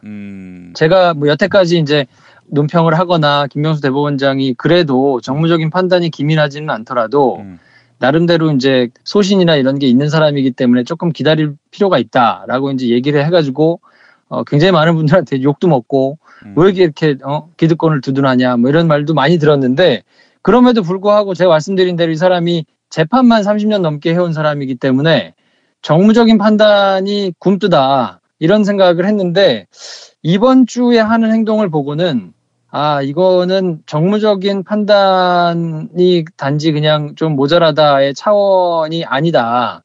그 정도로 나이브하게 생각하고 있다면 이거는 매우 욕을 많이 먹어야 되는 일이다라고 지금 얘기를 좀 하고 싶거든요. 왜냐하면 법원 내부에서는 실제로 그렇게 얘기하는 판사님들이 많아요. 그러니까 뚝심이 있어가지고 이 양반은 좀 속이 터지긴 하는데 일을 보면 빠릿빠릿하게 빨리빨리 뭔가를 이렇게 진행하고 막 이렇지는 않은 스타일이라 원래부터가 예. 조금 그냥 답답하기도 하고 막 이렇게 속이 터지긴 하는데 그래도 이 양반이 가진 뚝심이라는 게 있어가지고 길게 보면 좀 무서운 분이다라고 이제 평이 많은데 그러면서 약간 우스갯소리 섞어가지고 하는 평가가 뭐냐면 이분이 뚝심이 무서워가지고 정말 법원을 잘 바꿀 것 같기는 한데 이 사람의 뚝심에 그걸 맞추자 그러면 대법원장 임기가 좀 짧다. 한 대법원을 한 20년 해야 이제 제대로 바뀌는 이런 상황이라고 얘기를 할 정도로 법원 내부에서도 좀 답답하게 보는 분들이 많아요. 그러니까 이분의 정무적인 판단이나 뭐 이런 것들에 대해서 지금은 그럴 타이밍이 아닌데 근데 이제 주변에서 조언하는 사람들이 아무래도 지금 이제 대법원장이고 대법관들 주변에 둘러싸여 있을 테고 대법원에 있는 고위 판사들을 아무래도 자주 만나고 뭐 이럴 테니까 본인이 얼마나 후배 판사들로부터 소신 있는 판사들로부터 직언을 많이 듣는지는 잘 모르겠는데 김명수 대법원장이 뜸을 들이는 이유가 도대체 뭘까라고 한번 생각을 해봤어요. 그랬더니 한 3가지 정도 유추를 할 수 있겠더라고요. 첫 번째는 하드는 디가우징이 이미 됐잖아요. 그리고 이미 다 그 사람들이 말은 맞췄을 거고 중간에서 뭔가 양심 선언하면서 이렇게 튀어나올 가능성이 매우 희박하고 그러면 이 지금 양승태 대법원장의 직권남용에 대해서는 수사가 사실상 쉽지 않은 상태란 말이죠. 근데 우르르 검찰에서 달라 그러는 거를 다 줘가지고 그러니까 검찰에서는 양승태 박병대 하드뿐만 아니고 의혹과 관련된 여러 사람들의 하드디스크 이런 거 다 달라고 그랬거든요. 근데 그걸 이제 안 준 거란 말이에요. 이걸 줘봐야 양승태, 박병대 이런 사람들이 핵심인 건데 그런 사람들의 비위 사실이 드러날 리가 없잖아요. 다 디거징 됐으니까. 그리고 뭐 다 시간이 지난 일이니까 이건 뭐 핸드폰을 뒤져가지고 될 일도 아니고 그러면 결국 그 밑에 있는 판사들의 다른 뭔가 트집 이런 것들만 괜히 잡히면 시끄러워지지 않겠나 하는 걱정을 했을 가능성이 있고요. 예. 두 번째는 법원의 목줄을 어쨌든 검찰이 쥐게 되는 상황이란 말이죠. 뭐 이렇게 하드디스크나 이런 걸 다 해가지고 법원 내부에서도 그동안 뭐 관행이나 이런 걸로 실정법에 혹은 뭐 법원 규칙에 맞지 않는 뭐 이런 관행이 있을 수 있을 거란 말이에요. 그런 뭐 불합리한 프로세스라든지 이거는 말이 안 되는 거 아닌가 하는 뭐 이런 것들이 이제 나올 수도 있단 말이죠. 그러면 결국 그런 불리한 것들에 대해서 검찰이 법원에 딱 모가지를 쥐게 되는 셈이니까 이게 뭔가 법원의 목줄을 검찰에 내준 조직을 지키지 못한 수장으로 평가받지는 않을까 뭐 이런 걱정을 또 할 수도 있겠죠. 예. 왜냐하면 그거를 단박에 검찰이 다 깔 리는 없지 않습니까? 만약에 그런 비위를 여러 개 잡았다 하더라도 카드로 들고 두고두고 사용을 하지 않겠어요? 그러니까 이제 이게 뭔가 법원의 목줄을 내준 수장이 되는 평가를 두려워했을까? 그게 두 번째가 있고 세 번째는 가능성이 매우 희박합니다만 그럴 수는 있죠. 이게 최대한 버텨주는 모양새를 다 취한 다음에 지금 주십시오라고 이렇게 이미 제출을 해달라고 검찰에서 최대한 예우를 갖춰가지고 한 건데 그거는 줘야만 하는 거는 아니기 때문에 협조를 해가지고 임의로 제출을 하는 거기는 하지만 여기서 다 줄 필요 없이 일단 버텨라. 그러면 뭔가 자기 조직을 지키려고 최대한 노력했구나 하는 버텨주는 모양새를 갖춘 다음에 검찰이 빡 돌아가지고 영장을 넣어서 그 영장에 있는 거를 안 줄 수 없으니까 합법적으로 모든 것이 다 가가지고 수사가 그냥 싹 되게 하려는 다크나이트 같은 마음을 가지고 빅픽처를 가지고 했을 가능성이 세 번째인데 저는 이 세 번째는 가능성이 매우 낮다고 봐요. 왜냐하면 그런 정도의 빅픽처를 그려가지고 뭔가를 이렇게 할 수 있다는 거는 단수가 굉장히 높다는 얘기인 건데 그렇게 단수가 높은 양반 같으면 지금 같은 정무적인 판단 그러니까 계속해서 뭔가 나이브하게 헛발질을 하는 상황을 안 했겠죠. 근데 그런 여태까지 해왔던 걸 좀 보면 굉장히 큰 시야를 가지고 뭔가 합법적으로 다 넘겨줘가지고 그래 이참에 영장 들어가가지고 가져간 거에서 밝혀지는 거 그냥 싹 한번 뒤집어가지고 법원이 한번 너덜너덜해지더라도 제대로 한번 사법부를 좀 고쳐보자라는 모양새를 했으면 좋겠습니다만 그럴 가능성은 좀 낮다고 보이고 그러면 결국 첫 번째 혹은 두 번째인 거예요. 이거 양승태 박병대 못 잡을 건데 밑에 사람들만 그냥 너덜너덜해지게 이상한 것만 트집 잡히는 것만 되지 않을까 혹은 이거 괜히 그렇게 넘겨줘가지고 결국엔 법원 목줄 넘겨준 사람으로 그냥 되는 거 아닌가 뭐 이런 복잡한 생각하고 있으면서 지금 그냥 미적미적 이러고 있는 상황인데 이거는 욕을 많이 먹어야 될 일이에요. 왜냐하면 말씀드린 대로 지금 상황이 보통 상황이 아니거든요. 그러니까 사법부의 한 축이 거의 무너졌고 이렇게 나이브하게 판단해가지고 자꾸 법원에 대해서 저렇게 지금 이렇게 중차대한 상황이고 법원에 대해서 무슨 뭐 대법원의 권한이 너무 비대하게 있어가지고 그거를 뭐 분권화해가지고 좀 제대로 된 사법부의 독립을 지켜내자고 여태까지 그렇게 몇십 년 동안 인권법 연구회, 우리법 연구회 만들어가지고 막 이렇게 하던 양반이 수장으로 가가지고 한다는 짓이 검찰에서 수사하게 잘해주세요 했더니 이거 못 주겠으니까 우리가 했던 것만 그냥 하고 적당히 가시죠 라고 하는 거면 사법부의 신뢰를 국민이 어떻게 합니까? 지금 완전히 땅에 바닥에 떨어져가지고 무너져 있는 이런 상황인데 그런 상황이면 어쩔 수 없이 지금 아픈 상황이기 때문에 도려내야 돼요. 도려내지 않을 칼을 대지 않고 지금 어떻게 수술을 할 수 있는 방법은 없는 상황이거든요. 그러면 최대한 빨리 최대한 제한적으로 혹은 가장 그 아픈 부위만 도려내가지고 나머지 몸을 살릴 생각을 해야 되는데 지금 칼 대면 아프니까 잠깐만 있어볼까요? 조금만 있어볼까요? 뭐 아까 전기부터 바르고 하면 안 될까요? 이러고 있는 지금 상황이니까 이거는 지금 조직의 사법부의 수장이 판단을 잘못해도 굉장히 잘못하고 계신 거다. 지금 이런 식으로 계속 나이브하게 하다가는 결국에는 다 뺏길 거예요. 왜냐하면 지금 생각을 해보면 뭐 경향신문에서 이번 주에 단독 기사도 발표를 했지만 원세훈 재판 때 1심 재판 때 왜 공소장이 변경이 됐었단 말이에요.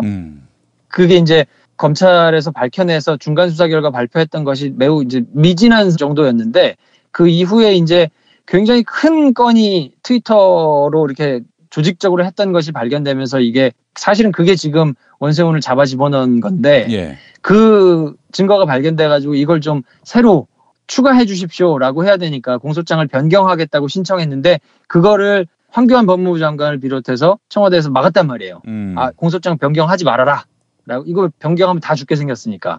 그래서 누르고 있다가 그게 언론을 통해 가지고 나오면서 어쩔 수 없어 가지고 됐는데 그거를 대법원에서 공소장 변경을 지금 당장 안 받아주기엔 조금 그러니까 일단은 받아주고 그 뒤에 어떻게 이 결과를 한번 좀 뒤집어 가지고 정부 편에 좀 마음에 들게 맞춰주려고 했다라는 증언이 나왔다고 지금 경향신문에서 단독 보도를 했는데 그거는 이제 모두가 합리적으로 그렇게 이제 의심을 하고 있었던 사안이라 놀랄 만한 일은 아닙니다만 예. 어쨌든 그런 게 여기저기서 지금 증언이 나오고 있다는 얘기거든요. 그러니까 원세훈 재판이 가장 정점에 있고 그 나머지 박근혜 정권의 입에 맞는 구미에 맞는 거를 해주면서 자기들은 상고법원을 한번 통과시켜가지고 이렇게 한번 큰 거 한번 얻어보자라고 해서 사법부 전체에 그냥 신뢰 자체를 말아먹은 이런 사람들이 지금 있었던 이거를 쇄신하려면 칼을 대지 않고 어떻게 합니까? 근데 그게 지금 어쨌든 수사가 진행이 돼도 쉽지 않은 상황이에요.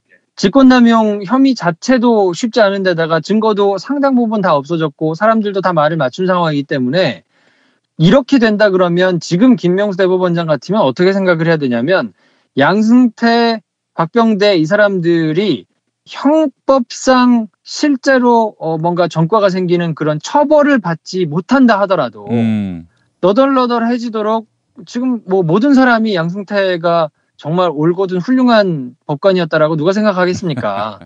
지각이 있는 사람 같으면 아 정말 나쁜 사람이다라고 생각을 한단 말이죠. 그렇지만 형사적으로는 처벌을 못 받더라도 그 사람이 어쨌든 검찰에 출석하고 법원에 출석하고 하면서 너덜너덜해지는 것만으로 만족한다 하더라도 검찰이 가져가가지고 새롭게 수사하게 되는 내용으로 사법부에서 혹여나 발견되는 뭐 이런 나쁜 것들이 있다 그러면 그것들이 하나씩 둘씩 드러나가지고 처벌을 받고 사법부 자체가 개혁을 하게 되는 계기로 지금을 삼아야 되거든요. 예. 그러면 양승태를 잡아 집어넣지는 못하더라도 그 다른 사람이 이제 들어가는 사람이 생길 수 있겠죠. 근데 그렇게 된다 그러면 그걸로라도 사법부의 혁신을 우리가 굉장히 부끄러운 지금 뭐 민낯이 다 드러났는데 드러난 건 어쩔 수 없고 지금부터라도 국민들의 신뢰를 얻기 위해서 시간이 걸리겠지만 차근차근 노력합시다 라고 해가지고 가야 국민들이 다시 한번 기회를 줄 거 아닙니까? 근데 그렇지 않고 지금 이런 식으로 적당히 그냥 하고 그 수뇌부나 기득권이나 이런 사람들이 옆에서 계속 이렇게 뭔가 자기가 개혁을 하려고 하는데 그거에 도움을 주지 않으면 안 되니까 눈치를 보면서 그 사람들의 이렇게 구미를 조금 맞추고 여태까지는 그랬다고 하더라도 예. 아니 그 사람들을 지금 신경 쓰고 옆에 있는 사람들 심기를 생각할 때입니까? 만약에 지금 말씀드린 대로 판단을 잘못해가지고 사법부의 목줄을 다 내준 수장이라고 이런 평가를 듣는다 그러면 거기다 대고는 호통을 쳐야죠. 예. 아니 검찰이 뭘 이렇게 우두둑 가져가가지고 거기서 만약에 잘못된 것들이 드러나가지고 그거를 못 지켰다고 비난할 일이 아니라 아니 사법부는 법을 다루는 최후의 보루이니까 아니 법 없이도 조직을 운영해야 될 것 아니에요? 그런데 이거를 나는 떳떳한 줄 알았지 당연히 떳떳해야 된다고 생각했지. 근데 이걸 가져가가지고 이렇게까지 큰 게 튀어나올 줄 알고 있었다 그러면 그게 법관으로서 문제가 있는 거 아니냐고 호통을 오히려 치는 방식으로 타개를 할 거 생각을 해야지. 당연하죠. 이거를 이렇게 적당히 들어주고 내가 이걸 막았으니까 뭐 이걸 이렇게 한다 그러면 그 자체로 사법개혁에 대한 의지가 없는 거라고 봐야 되기 때문에 지금 김명수 대법원장 굉장히 잘못 판단하고 계신 거예요. 그래서 아니 제가 여태까지는 그래도 잡음 내지 않고 참고 뭐 이렇게 좀 해야 된다라고 했지만 지금 그렇게 해서 시간이 얼마나 지났습니까? 김프로가 이렇게 참아줬고 김프로가 이렇게 봐줬는데 어떻게 이럴 수가 있습니까? 솔직히 그건 제가 자신해서 말씀드릴 수 있어요. 왜냐하면 저만큼 두둔한 사람 있으면 나와보라 그래요.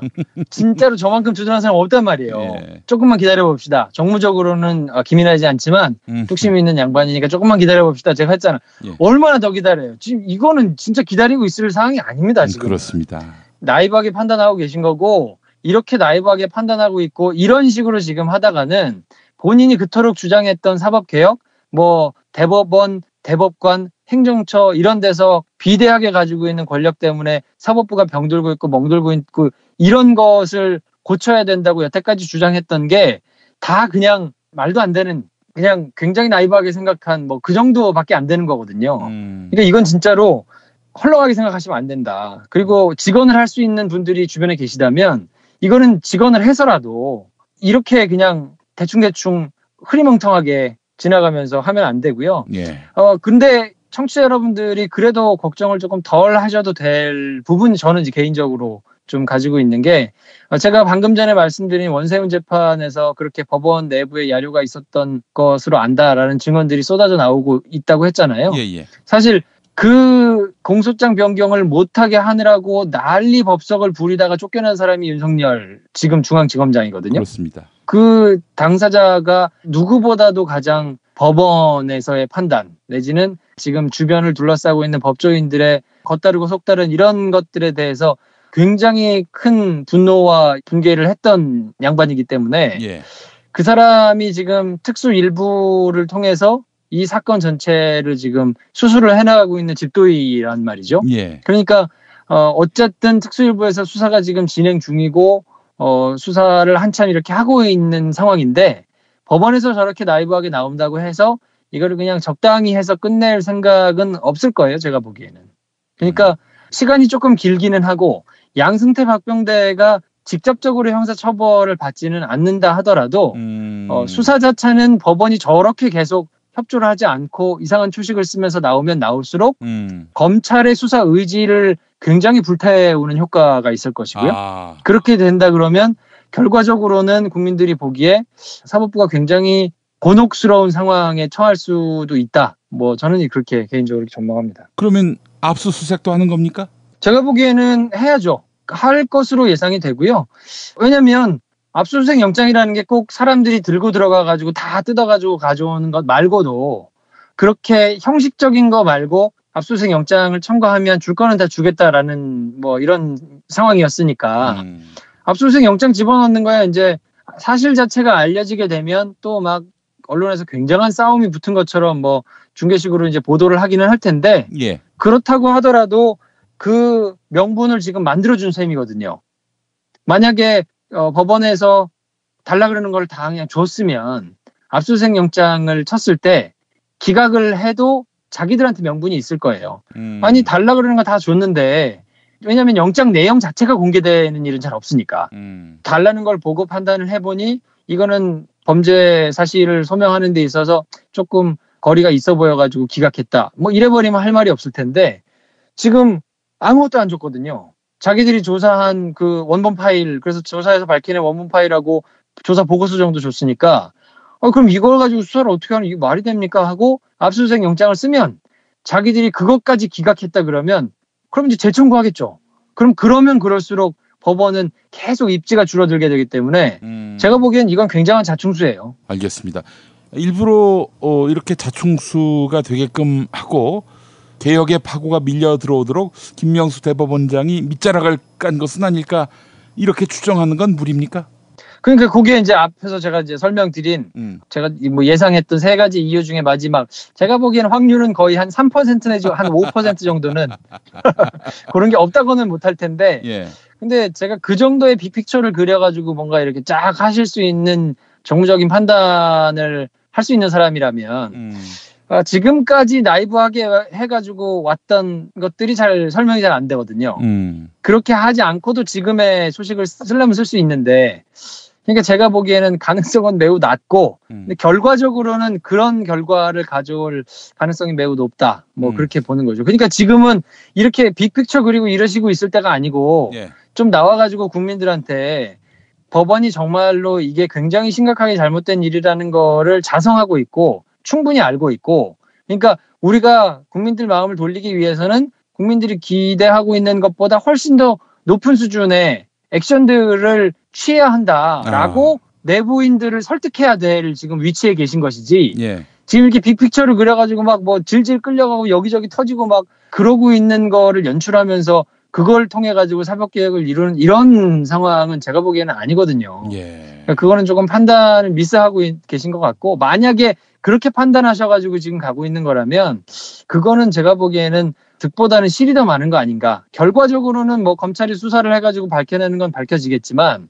통상적으로 그렇잖아요. 잘못한 사람이 와가지고 자기가 잘못했다고 얘기하고 반성문 쓰고 뭐 이런 것에 대해서는 참작을 조금 해줘도 끝까지 버티고 있다가 뭐 두드려 맞아가지고 뭐 그렇게 되는 거에 대해서는 정상 참작을 해주는 경우가 조금 적잖아요. 예. 그러니까 지금은 사법부에 대한 국민들의 신뢰가 아주 바닥으로 떨어진 상태이기 때문에 지금은 하여튼 뭐라도 해서 뭐 삼보일배라도 해가지고 국민들의 마음을 되돌리려고 지금 노력을 해도 모자랄 판인데 지금 이런 식으로 나이브하게 가서는 안 된다 하는 말씀을 뭐 제가 한다고 이게 들리겠습니까만 그래도 좀 안타까운 마음에 말씀을 드립니다. 김명수 대법원장에 대해서 이제 우리 시민들이 우려를 해야 할 상황에 이르렀다라고 김프로가 진단을 한 거네요.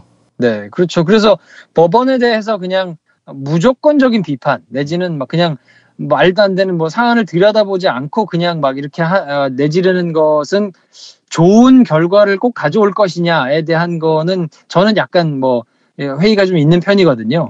그래서 사안에 따라서 타이밍에 맞춰서 뭔가 할 때 이렇게 조금 하는 게 필요하다라고 저는 이제 생각을 해서 지금까지는 그래도 법원이 하는 걸 좀 지켜보자 했던 건데 지금 보기에는 이렇게 해가지고는 시간이 별로 없어요. 진짜로 시간이 별로 없어요. 예, 알겠습니다.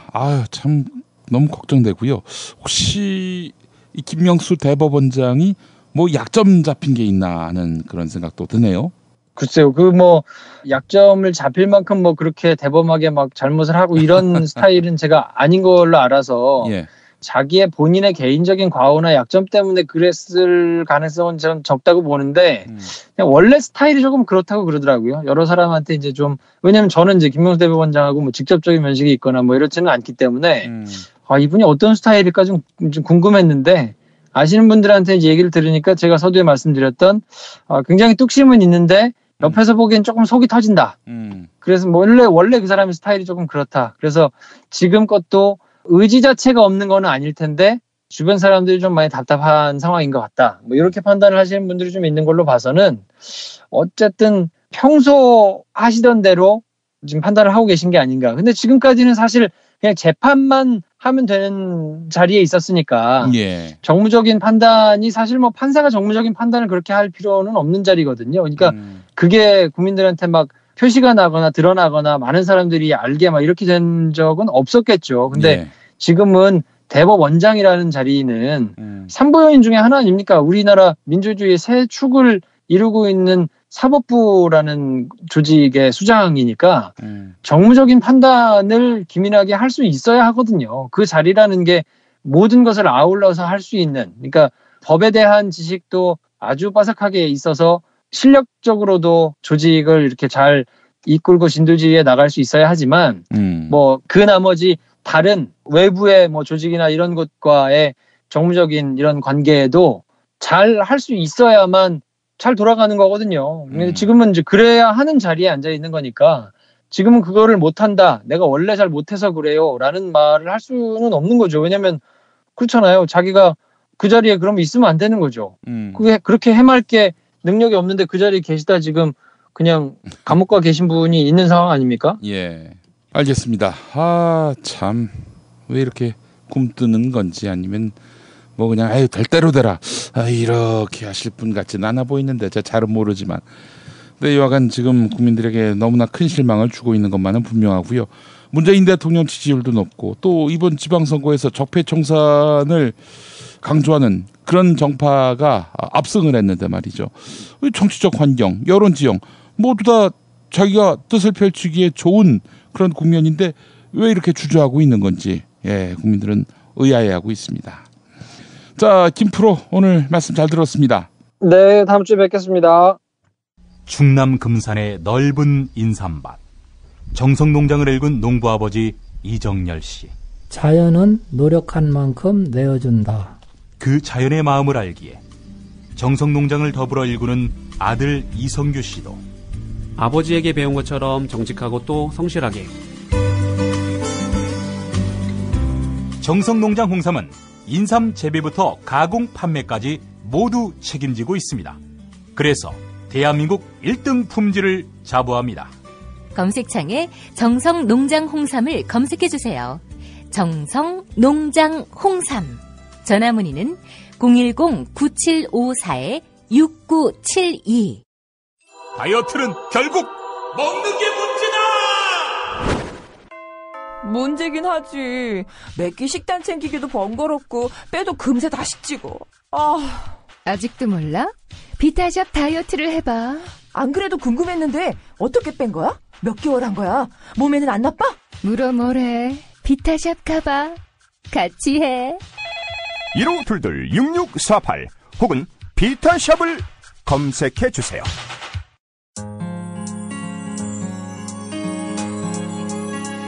당신의 정직한 뉴스 보자관 김용민과 주파수를 맞춘다. 새로운 아침 특별한 선택 김용민의 다스 브리핑. 김용민의 다스 브리핑. 김용민 파일 2018년 상반기 결산 5대 뉴스. 오늘은 그 마지막으로 분별 없는 각지. 조현민 대한항공 전무. 대한항공의 저가 항공사인 진에어의 전무로 데뷔하며 한동안 언론의 우호적 시선을 한몸에 받은 바 있었는데 안녕하세요. 청바지에 연두색 티셔츠, 연두색 야구 모자를 쓴 진에어 조현민 전무가 밝은 미소로 승객들을 맞이합니다. 음료 서비스 해드리겠습니다. 감귤 주스, 녹차 생수입니다. 음료수를 건네는 손은 조심스럽기만 합니다. 직접 프레젠테이션에 나서 고객이 쉽게 접근할 수 있도록 고안한 새로운 포인트 제도도 소개했습니다. 서울 제주를요, 진에어를 타시고 10번 타시면 한 번 공짜로 타실 수 있습니다. 10+1. 재벌 그룹의 3세가 동화 작가로 등단해 화제입니다. 조양호 대한항공의 셋째 딸인 조현민 전무가 12살 소녀의 흥미진진한 이야기를 담은 동화책을 펴냈습니다. 초등학교 5학년 여학생을 주인공으로 내세워 어린이들의 눈높이에 맞춘 세계여행 이야기가 동화로 나왔습니다. 아이들이 진이를 통해 그 나라의 문화와 역사를 경험하고요. 또 전 세계 또래 아이들과 친구가 되는 꿈을 심어주고 싶었습니다. 이렇게 발랄하고 창의적인 재벌 3세의 이미지를 과시하던 상황. 하지만 언니 조현아 씨의 땅콩회항 사건으로 급격히 스텝이 꼬이는데 조현아 대한항공 부사장의 땅콩 리턴 사건이 사회적 공분을 일으키고 있습니다. 알고 보니 조 부사장의 3남매 모두 부적절한 언행으로 구설에 오른 전력이 있습니다. 막내 조현민 전무는 진에어 승무원의 유니폼이 짧아 민망하다는 트위터 글에 명예훼손을 거론해 비판을 받았고 최근 한 방송에서 자신이 낙하산이라고 언급해 논란을 일으켰습니다. 똑같은 실수를 하게 되어도 제가 그것도 대한항공에서 하게 된다면 아버지의 이름 석자에 먹칠을 할 수 있는 그런 자리이기 때문에 더 조심스럽고 또 부담스럽습니다. 조현민 전무가 이 땅콩 리턴에 대해서 반성문을 작성했는데 논란만 확대되고 있습니다. 문제는 마지막 부분에 회사의 잘못된 부분들은 한 사람으로만 만들어지지 않습니다. 모든 임직원의 잘못입니다라고 말한 겁니다. 조현민 대한항공 전무가 땅콩 리턴 사건과 관련해 반드시 복수하겠다는 휴대폰 문자를 언니에게 보낸 것으로 드러나 파문이 일고 있습니다. 도대체 누구에게 복수를 하겠다는 걸까요? 복수의 대상은 불분명하지만 사건을 폭로한 박창진 사무장이 아니겠냐는 추측이 나오고 있습니다. 논란이 커지자 조 전무는 오늘 오전 자신의 트위터에 시기 어린 잘못이었다고 글을 올려 황급히 용서를 구했습니다. 조현민, 끝내 유리병 던지기, 물 뿌리기 등 개망나니 짓을 시전하고 그리고 오마이뉴스에 제보된 욕설 녹취까지. 한 여성이 누군가에게 다짜고짜 욕을 합니다.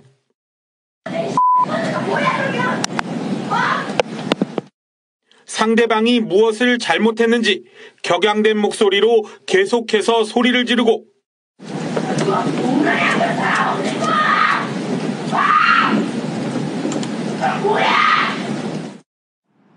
마지막까지 고성을 쏟아내며 분을 사귀지 못합니다.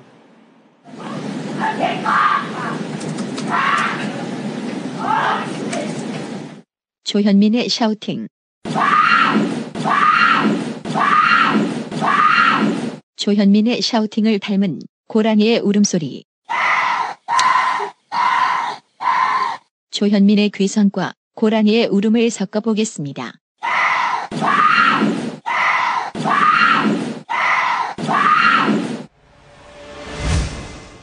한 여성이 상대가 하는 일이 마음에 들지 않는지 고함을 지릅니다. 이거 왜 밑에 갖다 놔? 아니, 나 패팅기 좀. 당장 못 고쳐다. 너 가서 고쳐와. 빨리! 분을 삭히지 못했는지 욕설을 쉴 새 없이 내뱉습니다.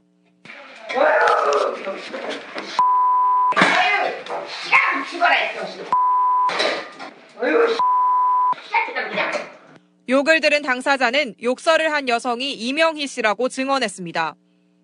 그러면서 본인은 이 씨의 운전기사였다고 밝혔습니다.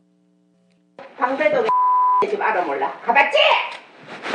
소창동 찾아와봐! 서 있는 거 빨리. 장을 제대로 못 봤다고, 퇴근해도 되냐고 물었다고 욕설을 들어야 했다는 겁니다. 네, 전 운전기사가 이런 표현을 썼습니다. 그날 하루에 퇴근을 하면서 욕설만 듣고 터치라는 표현을 썼어요. 그러니까 폭행을 안 당하고 욕설만 들으면 참 행복한 퇴근 시간이었다. 이런 얘기까지 하면서 그 정도였군요. 파일을 공개를 했는데요. 네. 이 때문에 전체적인 내용을 확인하기도 힘들 정도로 계속 지속적인 욕설이 있었던 건데요. 예. 사실 그 간에 있었던 이 운전기사가 겪었다는 내용들을 보면 좀 당황스럽습니다. 생강이 없다고 욕을 하고 또 생강이 없는데 운전기사한테 그러니까 욕을 생강하고 해요. 운전기사가 예. 무슨 상관이 있는지 잘 모르겠습니다만. 차라리 락가수로 데뷔했다면 어땠을까? 지금까지는 조양호 부인 이명희 이야기. 초록이 동색이라고. 이 나라의 돈푼 가진 자들은 대개 이런 꼬라지인 듯. 현대가 정일선도 별다르지 않으니.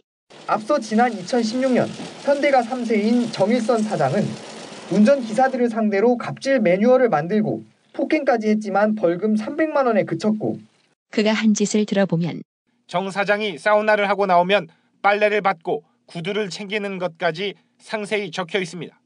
사소한 행동 요령 하나라도 제대로 이행되지 않으면 바로 욕설과 폭행이 이어집니다. 대림의 이해욱은 어떤가? 운전기사에게 상습적인 폭언과 폭행을 가했던 이해욱 대림산업 부회장도 벌금만 물었습니다. 그 이해욱의 소행도 돌아보면 운전 중엔 초긴장 상태가 이어집니다. 이 새끼야, 왜 저 차가 왜 먼저 유턴하냐고.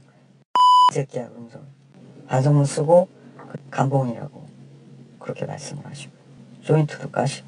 이 부회장이 뒷자리에서 물병을 던지는 등 상습적으로 폭언과 폭행을 일삼았다고 YTN 취재진에 말했습니다. 자신과 눈을 마주치지 못하도록 룸미러를 돌려놓게 하고는 양쪽 사이드미러마저도 접은 채 운전하도록 지시했다는 겁니다. 이 때문에 이 운전기사는 도로에서 두 눈을 가리고 운전하는 것과 다름없는 불안을 느낄 수밖에 없었다고 말했습니다. 폭언만 했던 종군당 이장하는 그나마 양반. 너는 월급 받고 일하는 놈이야. 잊어먹지 말라고. 그게 중요한 게 아니야, 인마. 너한테 돈을 지불하고 있다는 거야, 인마. 알았어? 누가 돈을 지불한 놈이 돈 받는 놈이 엉터리로 일하는 걸 원하겠어? 이장한의 말로 운전기사에게 갑질한 졸부들에게 한마디 하자면. 새끼들 웃기는 새끼들이네, 이거. 어디서 굴러먹다고 새끼들이 그냥. 운전자를 위한 꿀팁 7,000원 운전자 보험 카페. 알고 계세요? 교통사고가 나면 형사합의금, 벌금, 변호사 비용 이거 자동차 보험에서는 보장 못해요. 운전자 상해까지도 책임져드리는 7,000원 운전자 보험 카페. 버스, 택시, 트럭 등 영업용 차량 운전자를 위한 12,500원 운전자 보험 카페도 있습니다. 실손, 부모님 건강, 자녀 보험도 안내해드립니다. 02849-9730 연중무휴라 언제든 02849-9730. 아이고 무릎이야. 주사도 맞고 무릎 보호대도 이것저것 써봤는데 효과가 없네. 무릎펜 몰라? 무릎펜? 무릎펜이라고 이번에 새로 나온 무릎 관절 보호대야. 우리 부모님도 무릎펜 사용하시고 운동하는 재미에 푹 빠지셨어. 어디서 살 수 있어? 네이버에서 무릎펜을 검색 후 쇼핑몰에서 구매하시고 상담은 010-2255-4489 최 과장을 찾아주세요.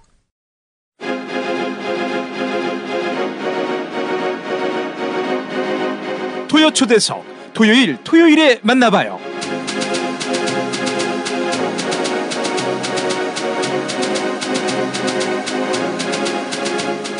오늘 이 시간은 환경운동가 최병성 목사의 지난주 일요일 벙커원교회 오후 예배 설교 실황을 보내드립니다. 나는 왜 싸우는 목사가 됐을까? 최 목사의 인생 간증 함께 하시죠. 성경에 있는 진짜 예수는 어떤 모습일까라는 거예요. 분명히 우리는 똑같은 성경을 읽고 있으면서도 왜 다른 예수를 보고 있을까라는 거죠. 그렇다면 성경에 말하고 있는 예수는 어떤 예수일까? 그래서 제가 하루는 성경을 읽다가 떠오르는 예수들을 쭉 적기 시작했어요. 한 30가지가 넘었어요. 그래서 다음번에 제가 쓸 책을 고민하고 있는데요. 여성주자였고 노동자였고 최고의 설교자였고 의사였고 그다음에 놀라운 생태주의자였죠. 예수님은 종교개혁가였어요. 그런데 아무리 성경을 읽어도 성경에 종교개혁이라고 예수님이 말씀한 적이 없어요. 여러분 잘 생각해 보세요. 예수님이 오셨던 그 당 2000년 전엔 사람의 죄를 누가 어디에서 용서할 수 있었을까요? 누구만이 가능했죠? 제사장이. 어디에서? 성전에서. 그런데 시골뜨기 청년 예수가 안수도 받지 않은 목사도 아닌 주제에, 그렇죠? 제사장도 아닌 길에서 아무나 보면 그 아픈 사람 보면 그를 붙들고 내 죄가 사하졌다고 이야기합니다. 얼마나 신성모독이에요. 종교의 근간을 흔들어버린 거죠. 이대로 뒀다가는 그들이 망할 수밖에 없는 거죠. 그래서 예수님은 죽을 수밖에 없었어요. 그 당시에 안식일을 지키지 않으면 돌에 맞아 죽어도 싸요. 안식일은 법이에요. 근데 예수님은 불법을 행합니다. 어떻게? 안식일이 사람을 위해 존재한다고. 종교의 이름으로 하나님의 이름으로 사람의 가치를 억압하는 것은 바로 잡아놓는 거였어요. 이건 종교개혁이잖아요. 이거보다 더 놀라운 종교개혁이 어디 있어요? 정말 얼마나 멋진 예수인가. 자, 두 번째로 사람 중심의 경제 개혁가입니다. 아니 예수가 경제를 이야기해? 근데 이게 경제를 이야기했어요. 얼마나 멋있게. 자, 오늘 오늘 우리들에게 가장 큰 슬픔이 뭘까요? 오늘 근로자들에게 비정규직. 현대판 노예제도인 비정규직. 오늘 이 문제를 오늘 한국교회가 한국 사회가 안고 있는 문제들을 예수의 눈으로 바라본다면 어떻게 예수는 말할까라는 거예요. 비정규직의 문제를 예수님이 바라본다면 예수님은 뭐라고 말씀하셨을까? 근데 예수님이 비정규직에 대해서 성경에 말씀하셨어요. 비정규직은 잘못이라고 말씀하셨어요. 어디에 나와 있을까요? 문재인 대통령이 이전에 이미 사람 중심의 경제를 이야기했어요. 어디에 나와 있을까요? 이른 아침 나온 일꾼이나 1시간 뒤에 나온 일꾼이나 일 끝나기 1시간 전에 나온 일꾼이나 그들이 일한 대가대로 계산해 주었다고 하나요? 아니요. 그들이 일한 값이 아니라 그들이 필요한 만큼 넉넉히 해주셨어요. 그런데 오늘 비정규직은 뭐예요? 똑같이 출근해서 똑같이 일을 하고 똑같이 퇴근했음에도 불구하고 대우와 임금의 차이를 준 오늘 교회가 왜 이런 문제에 침묵할까라는 거예요. 예수를 안다면. 그러면 교회당 안에 전부 정규직만 있어서? 아니잖아요. 비정규직으로 나가서 일을 해서 돈을 아껴서 11조하고 헌금을 합니다. 그러면 기도하다 보면 정규직으로 바뀔까 봐? 그것도 아니죠.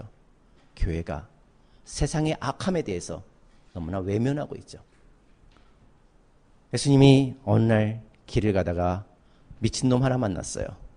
세상은 그를 향해 미친놈이라고 쓸모없다고 귀신 들린 놈이라고 이야기합니다. 걸어서 왕인을 만났어요.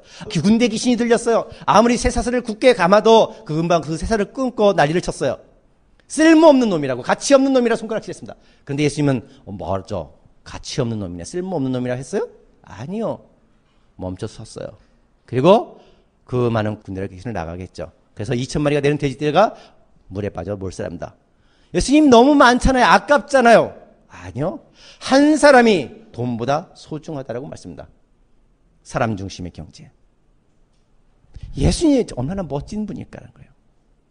그 당시엔 여인은 성전에 들어갈 수도 없었어요. 그런데 예수님은 사람들의 손가락질과 비난과 비웃음을 다 상관하지 않고 그 예수의 옆에는 늘 여인들이 함께 했다는 사실이에요. 그건 어마어마한 사실이죠. 정말 그 용기와 저기가 있지 않으면 가능한 일이 아니라는 사실이에요. 예수님은 최고의 생태주의자이기도 합니다. 자, 예수님은 관습과 문화와 제도와 종교의 이름으로 사람의 가치를 억압하고 훼손하는 것들과의 끊임없는 싸움이었어요. 그냥 열심히 믿어 하나님을 열심히 믿으면 복받을 거가 아니라 가치를 회복하는 하나님께서 만드시고 보시기에 좋았다라고 하는 삶의 가치를 훼손하는 것들을 끊임없이 바꿔나가시는 잘못이야라고 이야기하지 않으면서도 그것들을 하나씩 하나씩 자기의 온몸으로 바른 가치를 전달해 주고 계셨던 정말 멋진 청년 예수였죠. 수가 성녀 여인을 만났습니다. 사마리아 여인이었습니다. 유대인이 사마리아 여인과 만나는 것은 불법입니까? 아니면 정당한 일입니까? 오늘 우리 말로 말하면 불법입니다. 성경에 위법이라고 나와요. 위법한. 상종하지 않는데 왜 달라냐고 하죠. 베드로가 고넬을 만날 때랍니다. 이방인과 교제하는 것은 위법이다. 저도 지지난달에 검사가 징역 5년을 구형을 했고요. 그리고 바로 지난달에 판사가 징역 5년 구형받은 거를 무죄로 판결해서 오늘 여러분 앞에 섰습니다.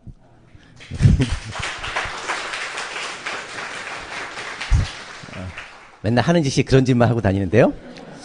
나는 예수님을 보면서 세상이 말하고자 하는, 세상이 판단하는 불법, 그것이 하나 두려운 게 아니라는 거죠.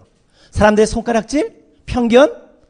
아니요. 진짜 예수라면, 진짜 목사라면, 내가 예수를 따르는 사람이라면 세상의 가치와 세상의 기준이 아니라 누구의 가치? 하나님 나라의 가치, 예수가 전한 그 가치를 우리가 전하기 위해 세상의 불법도 감수할 용기가 있어야 되는 것이 아닐까라는 거예요. 우리가 그동안 들어왔던 그런 예수가 아니라 성경에 있는 진짜 예수의 모습들, 정말 예수님은 보잘것없는 사람들, 그래서 그들의 가치를 인정해 주시고 간섭과 편견을 깨뜨리고 치유하시다는 것. 예수님은 생태 치유자였어요. 마지막에 정말 놀라운 생태주의자. 왜일까? 여러분 예수님이 말씀하신 설교 한번 떠올려 보세요. 구약을 풀어서 한 말씀 몇 번이나 있었을까? 누구의 책을 빌려서 말씀하신 게 뭐가 있었을까요? 들의 백합화를 바라봐라. 참새보다 너희는 귀하니라. 나는 포도나무에 너희는 가지니. 비둘기, 낙타. 우리가 늘 흔히 보던 거예요. 그냥 이스라엘 광야를 거닐면서 만나는 사물들을 가지고 이야기하십니다. 놀라운 관찰자요. 놀라운 생태주의자죠. 그래서 얼마나 멋진 분인지 몰라요. 여기 여러분이 한 번도 못 본 거 있어요? 저는 이렇게 이야기하고 싶어요. 아까 일상의 영성. 하나님은 멀리 계시지 않아요. 교회당에만 계시지 않아요. 목사의 설교 속에만 있지 않아요. 바로 우리가 만나는 꽃 한 송이 나무 한 걸 풀 한 포기 속에서 하나님을 보았으면 좋겠어요. 하나님은 그걸 만드시고 보시기에 좋다라고 미소 지으셨어요. 우리는 하나님처럼 그 아름다운 것들을 바라보며 미소 지었으면 좋겠어요. 하나님은 멀리 계시지 않아요. 자, 창세기 1장 1절에 하나님이 천지를 창조하셨다 그랬죠. 그리고 하나님은 보시기에 좋았다라고 말씀하셨습니다. 근데 오늘 우리 한국교회가 믿는 하나님은 정말 창조주 하나님일까요? 저는 그렇지 않다고 해요. 입으로는 창조주 하나님을 고백하지만 오늘 한국교회가 믿는 하나님은 만몬이죠. 돈과 성공을 보장하는 하나님. 만약에 창조주 하나님이라면 아까 고백하신 것처럼 상암동에 골프장이 들어와요. 정수장에 농약의 위험이 있어요. 그렇다면 교회들이 먼저 나와야지. 근데 교회는 가서 도움을 요청해도 외면해. 그 하나님은 어떤 하나님? 창조주 하나님이 아니잖아요. 아무 상관이 없잖아요. 창세기 2장 15절에 에덴 동산을 두어 것을 경작하고 지키게 하셨어요. 그걸 공동번역에 다시 말하면 돌보라고. 오늘 그리스도인이란, 하나님을 믿는 사람이란 이 아름다운 지구를 돌보라고 사명을 받은 사람들이에요. 근데 교회는 그 일을 잃어버리고 있어요. 제가 환경운동을 20년을 하고 있습니다. 많은 사람들이 저를 이렇게 생각을 해요. 20년 동안 환경운동을 하니까 아마 어떤 교회에서 후원을 받고 하나 봐. 아니요. 지금까지 그런 교회 없어요. 그냥 혼자 미친 짓을 하고 있을 뿐이에요. 제가 여러분 교회 아픈 현장, 환경 현장에 교회 있어요? 없어요. 거의 없어요. 왜 그럴까? 창조주 하나님을 믿는다고 하면서 정말 심각한 애국이죠. 그런데 중요한 건 오늘 그 얘기하는 것이 아니라 하나님이 보시기에 좋았다라고 한 것에는 뭐가 있을 것 같은 거예요. 풀과 나무와 아름다운 이 지구만 있는 것이 아니라 지구에 살아가는 또 하나가 있어요. 누가? 남자와 여자입니다. 하나님을 창조하시되 남자 여자를 창조하셨대. 그리고 보시기에 좋다라고 했습니다. 바로 오늘 대한민국의 삶을 만드셨어요. 그런데 하나님이 보시기에 좋았다라고 하신 것 중에는 꽃과 나무만 있는 것이 아니라 바로 여러분도 포함되어 있어요. 오늘 대한민국의 삶의 현장들을 하나님이 와서 보신다면 좋다 하실까요? 비정규직과 기간제와 늘 해고자들, 아픔으로 가득한 권력에 의한 희생된 자녀들을 바다에 빠뜨린, 그리고 그 원인이 뭔지 모르는 이 현실을 있는 이 대한민국을 보면 하나님이 보시기 좋다라고 하실까라는 거예요. 아니죠.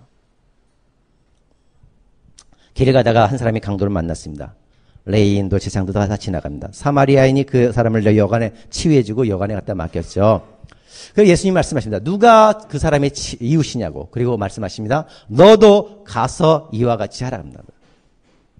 오늘 우리가 도와야 될 강도 만난 이웃이 누굴까라는 거예요. 그럼 우리가 오늘 길을 다니면서 매 맞은 사람, 강도 만난 사람 찾으러 다녀야 되나요?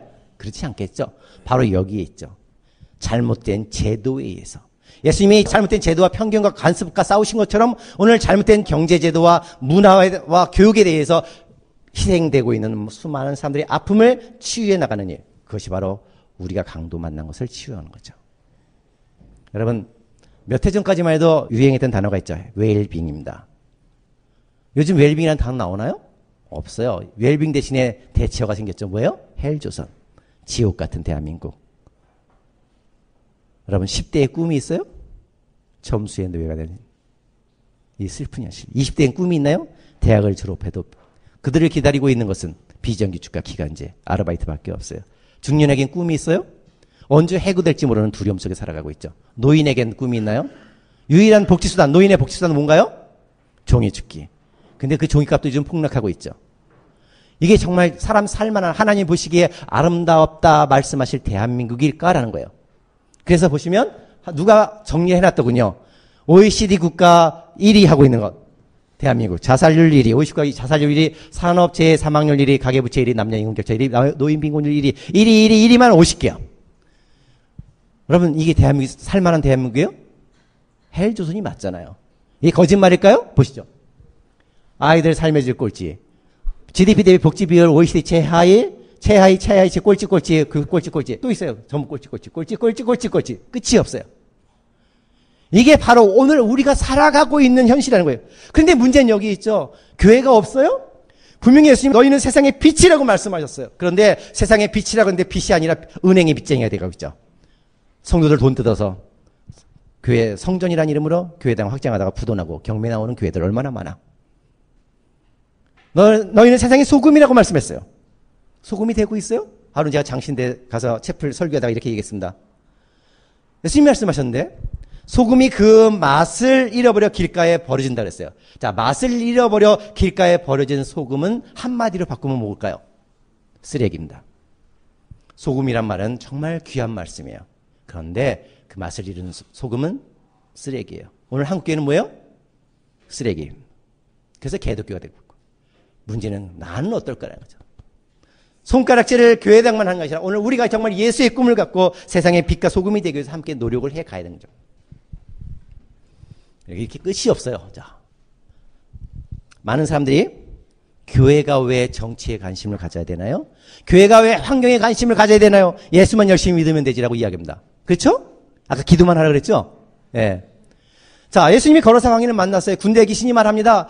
하나님의 아들 예수여, 당신이 나와 무슨 상관이 있습니까? 그러죠? 그냥 지나가세요. 상관없어요. 그러죠? 근데 예수님 상관없다 그러시나요? 아니요. 나가라 그런다.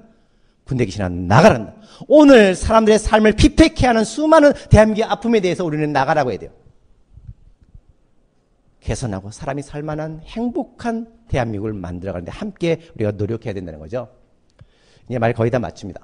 창세기 28장 15절에 야곱이 형 에서를 피해 도망가다가 꿈을 꿉니다. 근데 꿈속에서 하나님을 만나요. 야곱이 다리가 너무 아팠어요. 그날 너무 피곤해갖고 그날 꿈꾼 자리 그 자리가 아니라 한 1km 저기서 잠이 들었다면 오늘 이 꿈을 하나님을 만나지 못했을까요? 만났을까요? 못 만났을까요? 요 자리가 아니라 저기 꼴짝이 아래 쌌으면 그래도 만났겠죠. 그렇다면 이곳은 하나님을 만난 여기 하늘의 문, 하늘의 성전인 여기와 이곳은 어디일까요? 특별한 장소, 특별한 시간 아니면 내가 있는 곳. 내가 있는 곳이죠.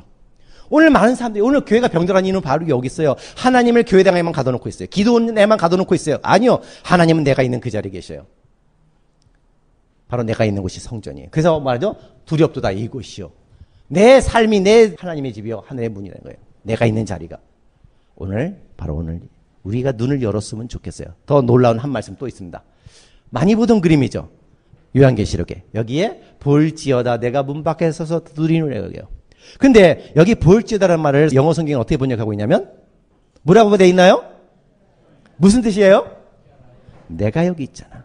내가 여기 있잖아. 얼마나 멋있어요. 바로 여기 바로 내 마음에 넣으면 그러면 Here I am 여기라는 어디일까라는 거예요? 내 삶의 모든 자리입니다.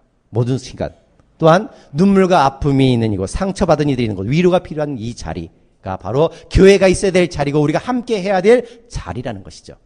근데 교회는 자꾸 그것을 외면하잖아요. 대접받는 곳, 인기 있는 곳, 그런 곳에만 있고 자꾸 세상과 교회당을 분리하죠. 세상은 누가 만드셨어요? 하나님이 만드셨어요. 근데 교회당하면 갇혀있죠. 이 여인이 왜 사막에 물을 지고 가고 있을까요? 나무를 심습니다. 그럼 원래부터 이 여인이 사막에 나무를 심는 여인이었을까요? 아니요. 워낙 찢어지게 가난했어요. 그래서 아버지가 지참금을 줘서 시집을 보낼 수 없으니까 사막에 살고 저 사막 속에 살아가는 청년에게 딸을 태우고 가서 던져놓고 간 게 결혼이었어요. 딸을 버린 거죠.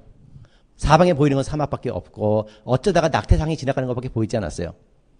맨날 눈물로 지내시던 이 인이전이 오늘날 문득 이런 생각이 들었어요. 나무를 심어볼까? 근데 나무를 심어본 적도 없어요. 나무를 심을 돈도 없어요. 그냥 나무를 심어볼까라는 생각뿐이었어요. 그러면 시도하지 않았을까요? 그를 시도하기 위해 시내로 나갑니다. 도시로 며칠 걸어 나가서 일을 해주고 받은 품삯으로 나무 몇 그루를 사가지고 옵니다. 그리고 지고 다시 걸어 들어왔어요. 심었어요. 죽었을까요? 살았을까요? 다 죽었죠. 자, 한 번 했더니 이렇게 고생해서 했는데 죽었어. 그럼 포기했을까요? 아니요. 다시 또 나가. 그리고 다시 몇 날 동안 일을 해주고 받은 품삯으로 나무를 다시 사가지고 와. 심었어요. 근데 또 죽어. 근데 이걸 몇 차례 반복하는 중에 놀랍게도 살아있는 나무 한두 그루가 있는 거예요. 그래서 이제는 고민하기 시작합니다. 이 나무는 왜 살았을까? 그리고 그 이유를 찾았어요. 살아있는 나무는 그 나무 주변에 풀이 자라고 있었어요. 풀이 그 나무의 물을 뺏어 먹은 게 아니라 함께 공저 습기를 머금어서 그 나무를 살리고 있다는 걸 알고 있어요. 그래서 이제는 온 사막을 다니면서 풀씨를 뜯어다가 나무를 심고 나무 주변에 그 씨앗을 풀씨를 뿌리기 시작했어요. 그리고 이니저는 이렇게 사막을 숲으로 바꿔냅니다. 어마어마한 면적을, 여의도보다 더 넓은 면적을 이 두 부가 바꿔냈어요. 말합니다. 고군분투하여 사막을 다스리고 말겠어요. 왜? 해봤으니까. 이미 경험해봤잖아요. 성공했잖아요. 얼마나 멋져요. 지금은 전 세계에서 이 두 부부가 바꾼 숲을 찾아오고 있다는 사실입니다. 난 너무나 존경스러워요. 한 번도 얼굴 본 적이 없지만 이 부부가 너무나 존경스러워요. 오늘 우리가 해결해야 될 문제들이 참 많이 있죠. 우리가 이 사회가 안고 있는 문제가 참 많이 있습니다. 근데 문제가 쉽지는 않아요. 그런데 성경에 놀라운 말씀이 있어있죠. 뭘까요? 누가 이겼다고? 다윗이 이겼다고. 골리앗이 아니라. 제 별명 중에 하나가 뭘까요? 다윗이에요. 재벌들과 싸워서. 시멘트 재벌들과 환경부와 싸워서 이기죠. 아무것도 아닌 저를 통해. 전 시민단체에 속하지도 않았어요. 가진 것도 아무것도 없어요. 배운 것도 없어요. 그런데 하나님은 저를 통해 변화시켜 가는 것을 하나씩 보게 됩니다. 제가 용인시의 인수위원회에 들어갔습니다. 그리고 지금 인수위원회에 들어가서 용인시의 난개발을 제가 혼자 떠안고 지금 해결해 나가고 있습니다. 모든 용인시의 환경 문제를 제가 다 공무원들 불러서 하나씩 다 따지고 조사하고 있어요. 있을 수 있는 일이에요? 아니죠. 정말 기적 같은 일이 벌었어요. 얼마 전까지도 정말 제가 그 징역 5년의 구형을 받고 재판을 받고 이랬던 사람이 지금 새로운 용인 당선자의 인수위원회 경제 환경 분야를 제가 혼자 맡아서 변화를 시키려고 했던 거죠. 정말 멋진 변화. 그래서 용인시의 난개발 해결을 통해 용인시뿐만이 아니라 전국으로 그 부분들을 펼쳐나가려고 생각을 합니다. 법을 바꾸고. 자, 여러분. 그래서 여러분도 가능합니다. 바로 결론이 이거예요. 나만 가능한 게 아니라 다윗만 가능한 것이 아니라 신용이 낮아도 배운 게 없어도 가능해요. 여러분, 내가 예수의 이름으로 달려간다면 다윗이 손에 든 것은 물맷돌밖에 없었지만 사람을 죽이는 전쟁에 우리는 칼과 창도 아니었지만 그 물맷돌에 불과했지만 남들이 무시하는 돌멩이밖에 불과했지만 그것이 하나님의 손에 들려지니까 세상을 바꾸더라는 거죠. 내가 좋은 대학을 나오지 못했어. 내가 가진 것이 없어도 내가 힘이 없어도 나는 내가 예수의 이름으로 하나님의 이름으로 세상을 불의를 향해 달려간다면 우리는 멋지게 세상도 바꿔내리라 믿습니다. 예, 함께 정말 힘을 내서 정말 더 멋진 세상 함께 만들어가면 좋겠습니다.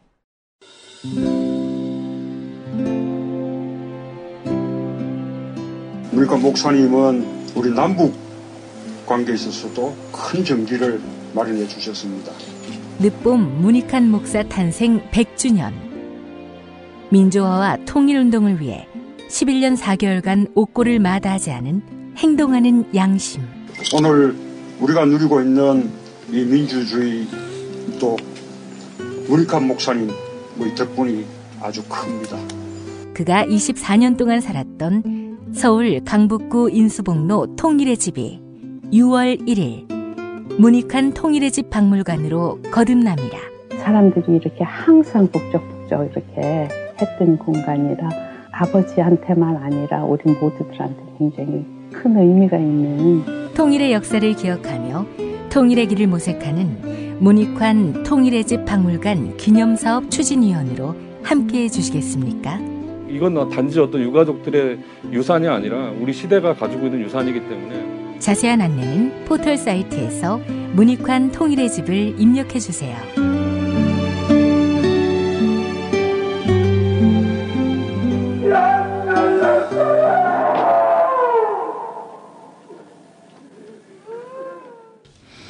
칠호 태풍 뿌라삐룬의 예상 진로가 심상치 않습니다.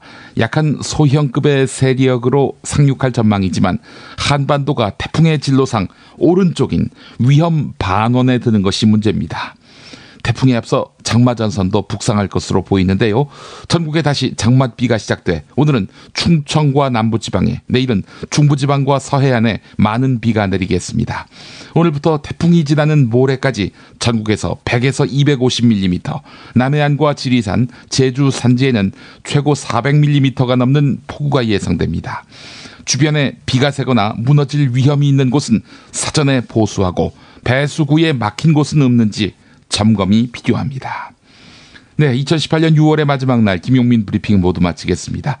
7월에 뵙겠습니다. 고맙습니다. 김용민 브리핑과 함께한 시간 어떠셨어요? 다음 시간에도 보다 바르고 알차며 즐거운 정보로 여러분을 찾아가겠습니다. 팟캐스트 포털 팟빵에서 다운로드하기, 구독하기, 별점 주기, 댓글 달기로 응원해주세요. 잊지 마세요. 다운로드하기, 구독하기, 별점 주기, 댓글 달기.